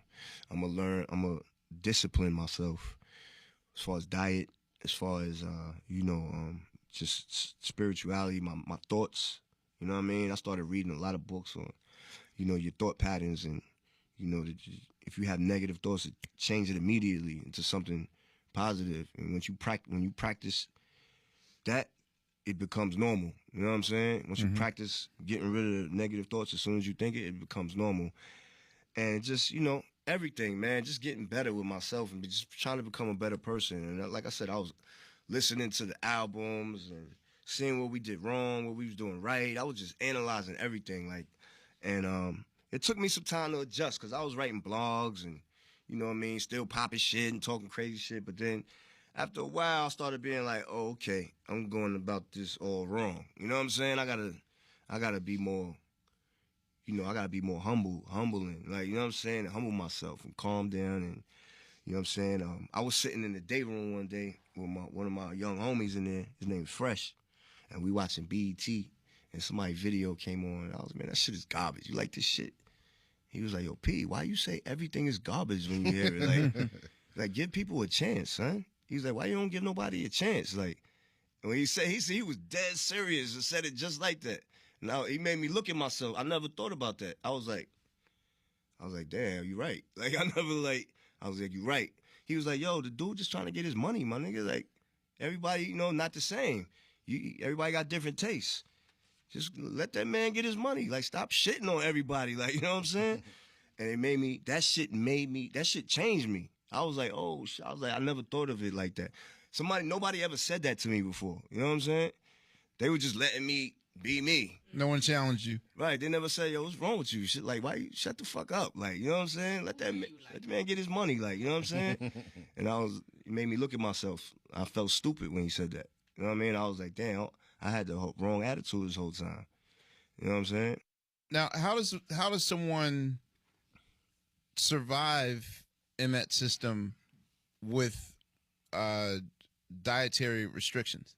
Like, is it possible to be a vegan in jail or a vegetarian? And does the private prison complex even allow for those types of foods for you to even have access to that? Well, or do they care? Every prison is different. Okay. Every prison allows different things, and every prison, you know, won't allow certain things in. So every prison is different. One will let, you know, a whole chicken in. The other, they won't let you let it in. You know what I mean? It's just so. Oh, it depends on what juice you have, and yeah, like the packaging, the way it's packaged, the way it's sealed, the color on the packaging. Like every jail is different. It's real specific. You know what I mean? For each individual jail. Some jails you can have CDs. Other jails you can't have CDs. You can only have cassettes. Some jails, you know what I mean? Cassettes? Like, yeah, they still got 2009? cassettes. Yeah, they still got cassettes. In certain jails, you can only have cassettes because they. What CD is a facilities? weapon. What CDs, facilities you was can break a this? CD. Yeah. I was in Mid-State. Okay. I was in Mid-State. How far is that from? It's like 4 4 hours from here. Okay. Driving up. You know what I mean? And yeah, so every prison is different. The food that they serve, you know what I'm saying, and what they allow in the package from your family is all different. So you know, they have a special diet in prison for like kosher diet or halal diet. You know what I mean? You got to prove that, you know, that's your religion, and you got to have a special diet. Sugar too. Because one of my prisoner friends asked me, "Were you going to do a book for the folks? For the non-sugar?" Yeah, I mean, I don't really know too much about that, but Side note, for the very few people in this room that know my day manager Zara, she loves the shit out this book Oh, word. because her diet is that fucked up. Oh, wow. shout out to She's Zara. like, she's like, ramen noodles. I like this. This is- like she saw it as like college survival food. I'm like, not quite. Nah, Oh, right, yeah, somebody not quite not forced college. to eat the shit. Okay. No, Yes. right, Oh, it's yeah. like hipster. That's cute. Zara's, Yeah. Zara, no, I mean, well, she's the type of person that it actually, yes, she looked at it and was like, I'll take this. Oh, this is so cute. Exactly. It's from prison though. But yeah, so and bringing Kathy into this, how are you? Hey, I'm glad you're here. Forgot she was here. So what? thanks, Bill. So what is the research process in trying these recipes out that you made in the book, and I guess the trial and error of it all? Like, how do you even, I guess, with very little instruments or tools, you know, it becomes, you know, creativity is your best instrument. So how do you test these things out to see what works and what doesn't work? Well, there's two like completely different parts of the cookbook. There's the stuff that P always cooked, and then there's the stuff that most people in prison cook. So, you know, So were you allowed special? no, he just chose. Like, see, the thing that's pretty interesting about the Commissary Kitchen cookbook is everything that was cooked was what you could purchase in commissary. But, you know, P had been through, 5 different prisons in 3 years? Because he always had to have an infirmary, like, nearby. So, you know, he was moved. But I think he spent the longest at Mid-State, right? Yeah, yep. So, in doing that research, I went through the commissary that was available at Mid-State to know what some of those items were. And then, So what's a typical meal? What's a typical breakfast? well, a typical breakfast at Chow is different from, because, they would give, breakfast would be at 6, right? Lunch would be at 10. 6 a.m. Yeah. So you got to wake up at 5. What was it like quarter to 6? Maybe like 6:30. 6:30. Breakfast, and they go to yard at like 7. Yeah, lunch would be at 10. 4 o'clock was dinner, and you were done. So when you had, Jesus Christ. yeah, so when it came to the commissary, that was the thing that people used to fill them up for the rest of the day. Right. So if your family doesn't have a lot of money to fill the commissary, that's where you get those traditional prison meals, like mashing up Cheetos and pouring chili on them, because those are the cheapest things in commissary. Okay. And also there's a pound limitation to what like family could mail you as well. And P would make most of that those deliveries of nothing but canned vegetables, but because they're in a can, they weigh more. So it wasn't like he was able to get like tons of spinach, because he would mostly get spinach delivered like that. But it's by can, so they're Cans are allowed, Yeah. yeah. You can have cans. even though the potential of that being a weapon. Or, Well, you the could, can- You could use the top as a razor. Yeah, as a knife too. No, but you oh, can get okay. it taken It's away. so stupid. They won't allow CDs, but you can have a can. Yeah. okay. Yeah, so in going through this book, when we were going through some of the recipes that P actually made, there was just this whole other part that I feel is like this voyeuristic culture of people wanting to know about those kinds of traditional prison meals. And in doing that research and seeing some of those things, and the thing that I thought was really important about putting it in the book was, on P's first day, he had food poisoning because one of the inmates wanted to make him a welcome meal, which was one of those traditional prison dishes. But P's stomach obviously wasn't trained to that. It's like going to Mexico and drinking the water, Right. What meal was it Prison- for our listeners out there? Prison surprise, which is Jack Mac, mashed up Cheetos to make a cheese sauce, poured over like ramen, right? It was something like that. And by the end of the night, he had an IV in his arm.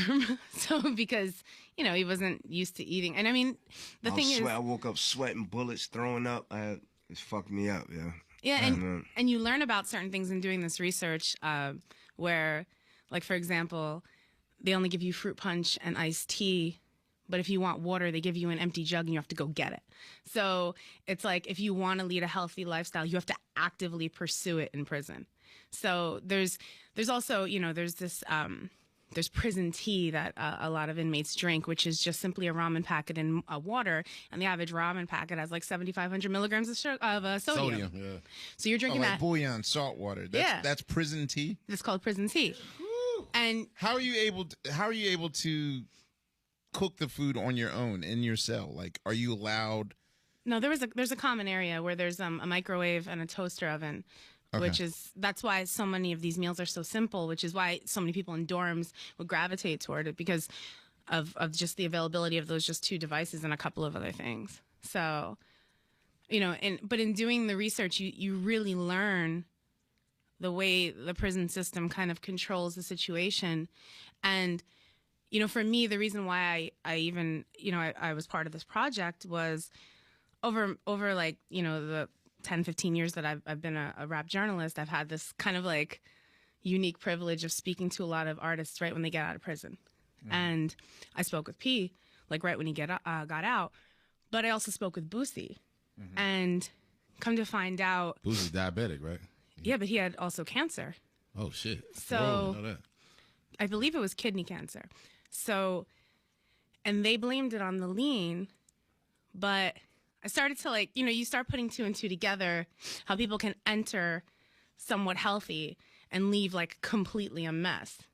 And, in talking with P about it, like literally when he got out and he was just telling me these stories, and I'll never forget, it was one of your guys gave me one of the cassettes that were available in prison. It was Jadakiss, The Last Kiss, and like a prison catalog. And he's like, yeah, this is what's available. So, I was just like going through what was available, and I'm like, how can anyone survive on this stuff? So, when we were putting this together, and you just look at the nutritional information, and then I started to dig even deeper, and you look at what was available in like the UK in the 50s.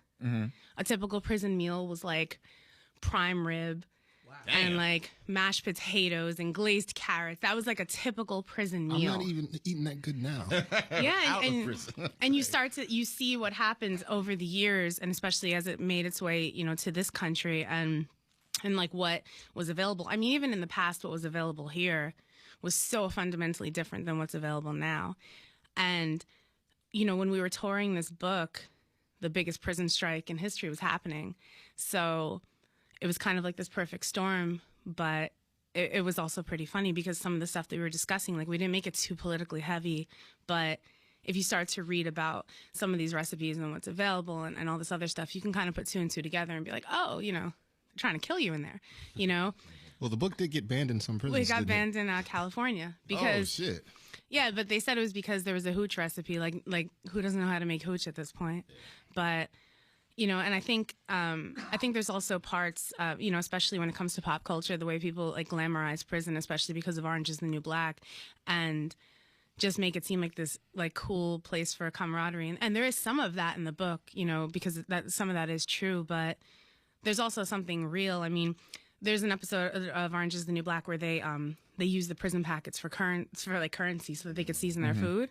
But it's like, yeah, but the sodium, or there's a joke that one of the inmates pretends to be Jewish. She converts. Yeah, so she can, so she can have a kosher meal. But because the kosher meal is the only meal that actually has fresh vegetables in it.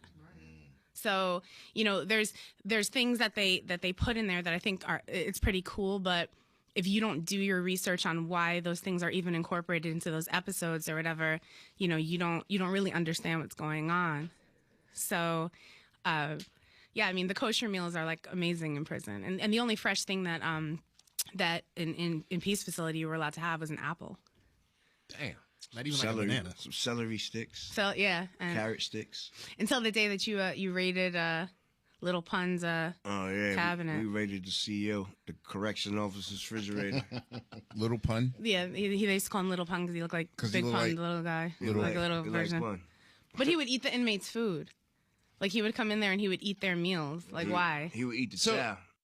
Is there someone to be an advocate for better health? There's some chefs that I know in California that are now leaving their respective. I mean, these are like Michelin level chefs, James Beard chefs that kind of felt in a moral way it was immoral for them to learn fine cuisine and then charge people $2,000 to eat it. And so they're going the opposite. They're going to the hoods. They're going in like South Central, opening up healthy versions of fast food spots. Mm-hmm. And even Magic Johnson said the reason why he, opened up on Fridays was because, that's one of the few places where you can get a garden salad or that sort of thing. Don't nobody get a garden salad. Yeah, I'm going to Fridays for the salad. Right. Not Yeah, the Johnny Walker. At least it's an option. Three for all or not. No, but Three for all or not. a woman approached Magic and said, yo, I hope, this is like when he opened up his movie theater. She's like, yo, I really hope you open up a restaurant and bring it to the hood so we can have fresh salads, because you'll be shocked at the fact that you cannot find, I mean, now that most hood spots are being gentrified, I mean, even with the Locks, they opened up a juice bar in Yonkers. Yeah, Styles. Giving people their first taste of healthy options. So it's like, for a lot of people, especially like, I mean, even the idea of soul food is inaccessible now. Like you go to find Southern cuisine spots, at least in the Northeast. Okay. Not in North Carolina. I'm about to say, that's no shortage of that shit.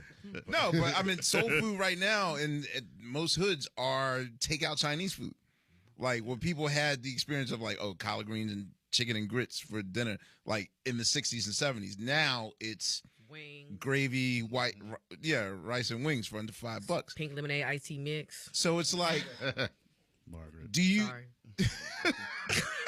You were placing an order, right? Jumbo cheeseburger special. So after you experience, fries, salt, pepper, ketchup, and hot sauce. all right, motherfuckers. It's hungry. It's about to be lunchtime. I'm just asking.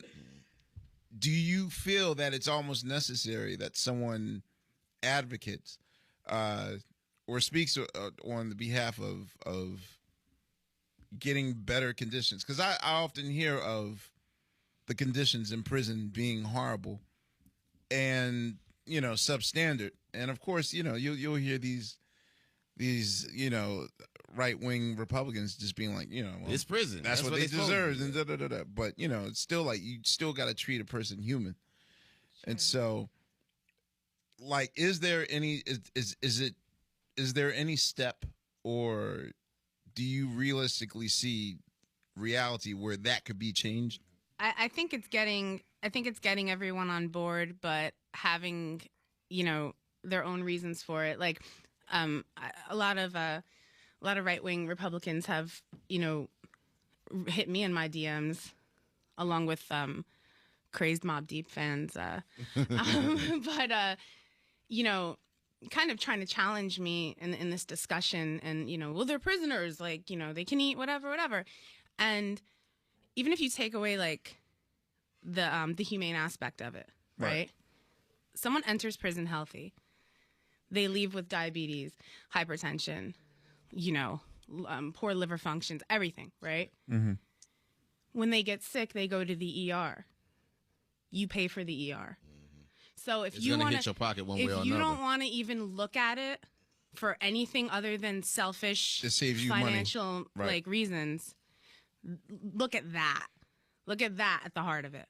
That it's ultimately costing you money for people to get better, essentially.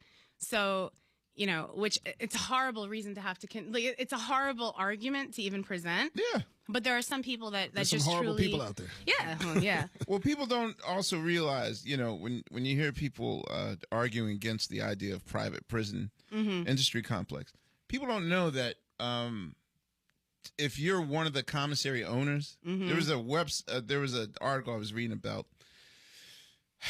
I guess one of the CEOs of I don't know if Bonton is a thing here. It's in Pennsylvania. It's real big. It's like Little Debbie's, Bonton. It's like these local snack companies, but they are making a killing being the exclusive provider of all these high-end snacks. And it's almost like I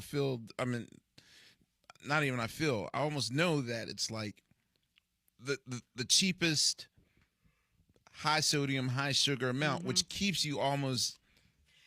And what's funny is even when you go visit, y'all just made me think about something, because I've been to way too many prisons in Jersey. Even when you go to visit, they don't even provide, like, the snacks are the same for the visit. Like, say you're there and it's families, it's kids, and they want to eat something while they're there. You better go to the vending machine and get you a piece of chocolate or something. Not even like a trail mix, nothing in that area. Is it, Kathy, is there not one prison that's working on their dietary situation? I think I know that Martha Stewart changed her spot in West Virginia, and she's still, but hers is like a minimum security prison. It's a federal women's prison. I think it was Morgantown. Yeah. No, it's not Morgantown, West White Virginia. collar. It's not- I do not know like that she still actively sends them fresh vegetables and fruit, and I know. You know what's going to ultimately happen, in my opinion. I mean, I'm seeing some of it that they're talking about doing it in New York. It's going to take someone trying to do it in such a kitschy way, because that's what's going to end up. It's going to become trendy to do it, because I was reading some articles and they're like, check out the farm to table prison, whatever, and it becomes it's going to have to take that Rebranding, shape. Like rebranding. We need a hipster to hit. Yeah, it's gonna have to be that, unfortunately, in the same way that you got to like change the argument for Republicans on the whole prison system in general. But it's gonna have to be something cutesy for them to. when their kids are doing it, it's like, wait a minute, Right. So kind of like the way heroin got rebranded. yeah, Opioids. I mean, but opiates. Yeah. but the jump from Oz to Orange is the New Black. How what took off by making it like, hey, what happens when you put, like It's that kind of, yeah. Right. So I think that's going to be the thing that will have to do it. It's not similar, but when people started to advocate for better snacks in offices and schools and all these other things, where those things had to change, but it had to be a slow build. It's a harder argument in prison. Oh, Kathy, are you saying Michelle Obama missed out on that one? Because I just, like she was supposed to cover that. Are you bucking shots? I love all praise due to the queen, but the clue just went off in my head. Right. Like she did schools, she did neighborhood about. Well, the thing that Michelle Obama did that I think was wonderful too was, there's a school in particular, I forget the name. My mom had consulted for them in Newark. They had a garden at the top on the roof, and the kids would grow the vegetables. They would pull down the vegetables and they would cook with the vegetables for their lunches. So she did some amazing things, but that kind of stuff doesn't translate into prison. I think the initiative that she did was making nutrition fun, because that was the problem. Kids weren't having fun with nutrition. Your Brussels sprouts are gross, like, dip them in chocolate, like whatever, like that. You're making you're making nutrition fun, but convincing inmates whose families are maybe putting $5 into their commissary, and they finish eating at 4 p.m. and they're starving by 8 o'clock, and they're hanging out in the common area, and all they have is like enough in their commissary for ramen noodles. Convince them that nutrition is fun, because what happens is it's not the commissary necessarily that's the problem. It's the quality of the food that they're eating in chow too. I mean, the sodium levels of some of those things, but also it's expired food sometimes. They'll leave cans for however long. I mean, there's rat poisoning in certain prisons, and some of the food they found glass, pubic hair.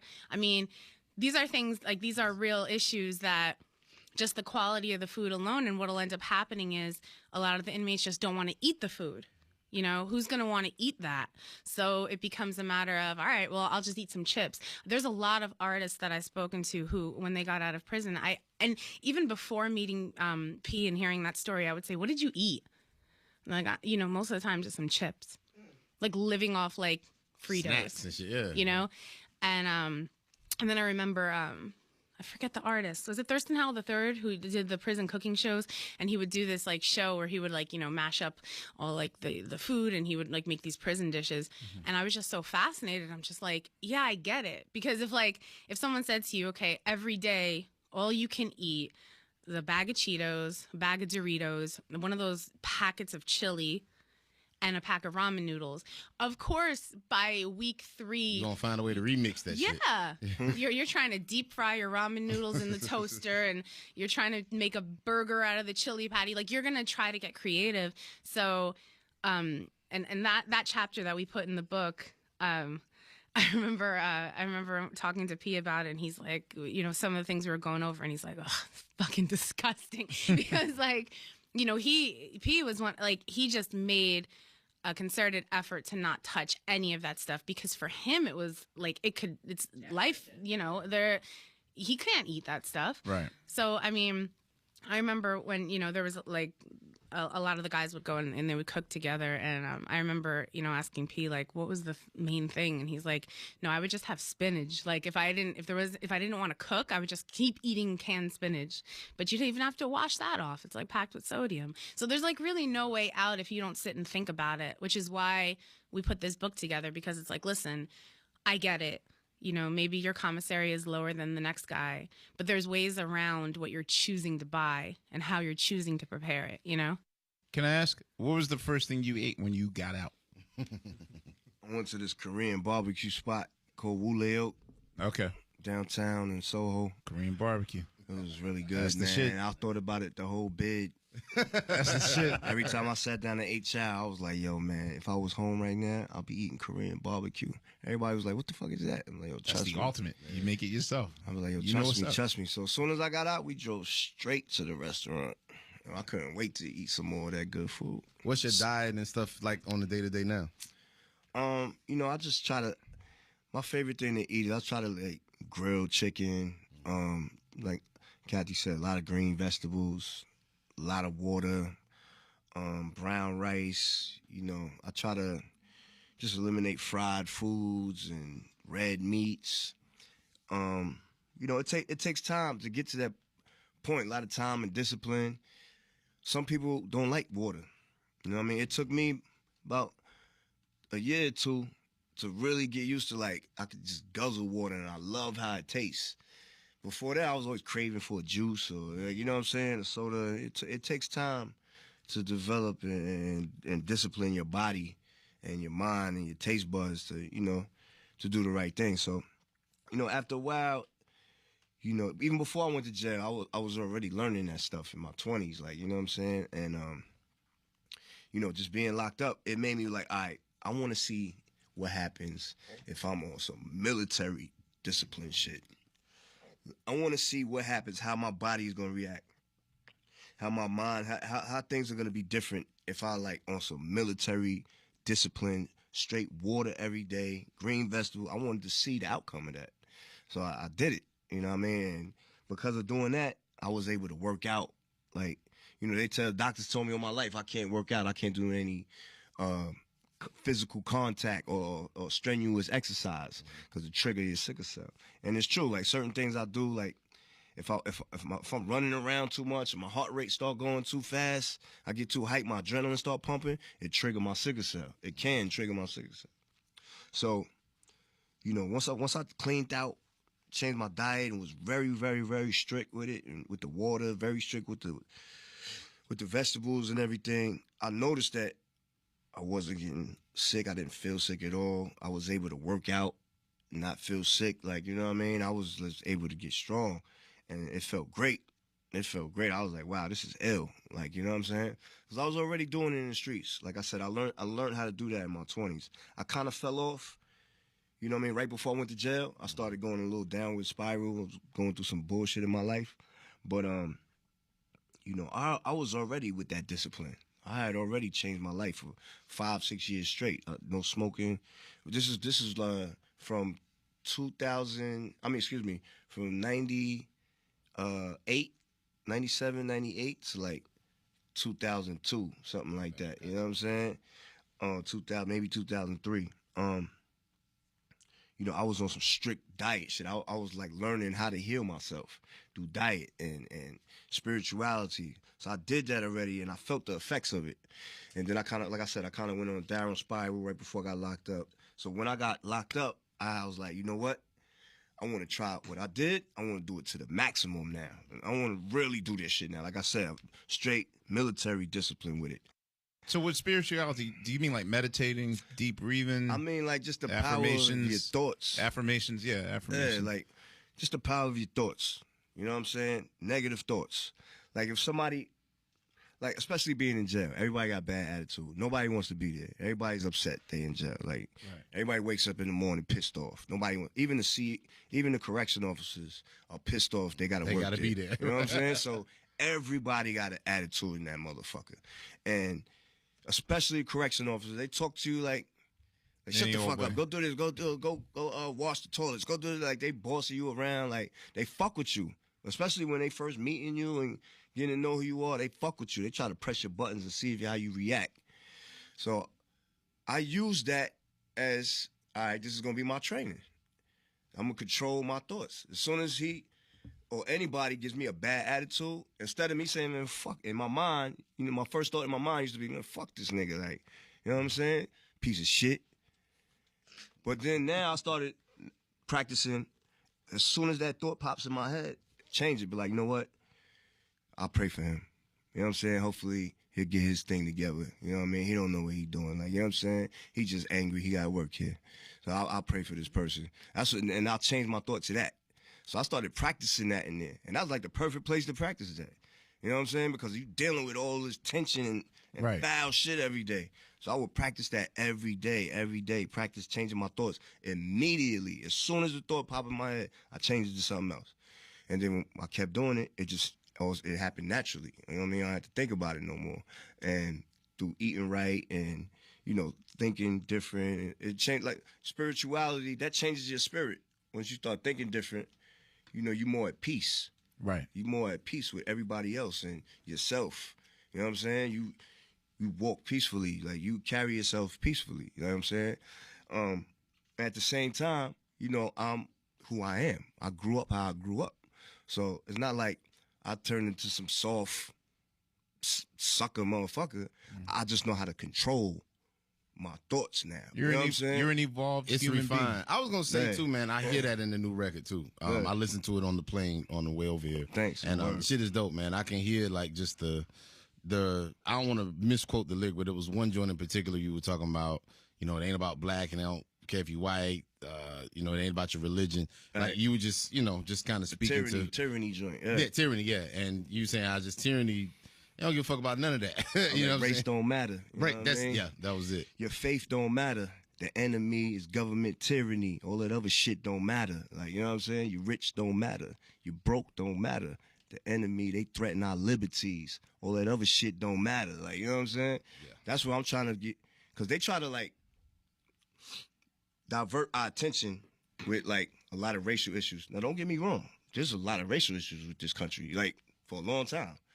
But they magnify that shit on the news, and they magnify it so much to the point where we think it's more than what it really is. You know what I'm saying? Like, and if people only knew, we all have a common enemy that's really trying to destroy our spirit and our soul and control our life. We actually have a common enemy. It's like, you know what I'm saying? That's what I was trying to get across, the point I was trying to get across on that song. So, yeah, you know, I would practice that in jail, and it changed me, man. That shit felt great. I was like, oh, shit, this is ill. I was like, this is a great way to think. Like, I'm glad I was doing this. I was like, man, this is great, man. Street meditation. Well, I was like, I told you on this shit. Like, you know what I mean? It just made me feel better. Well, I felt better every day as a person. Like, you know what I mean? Well, Prodigy, we are going to have to close the show. Unfortunately, we could talk to you forever. I do have one last question. What up, though? Are we going to get one more reunion album out of you and Havoc? We me and Have are like crack fiends when it comes to hip hop. Like, it's like That's good like, shit to know. Like, you know, I rock him, but like I'm a fiend. So you're about to do some. I know that you're going to do. You're doing a few projects with live musicians. You're doing your residency at Blue Note. Yeah, that's every month. Yeah, we do it once a month there. So how can people find out like news about upcoming dates with you and that sort of thing? I always tell people, like, you know, you can always Google.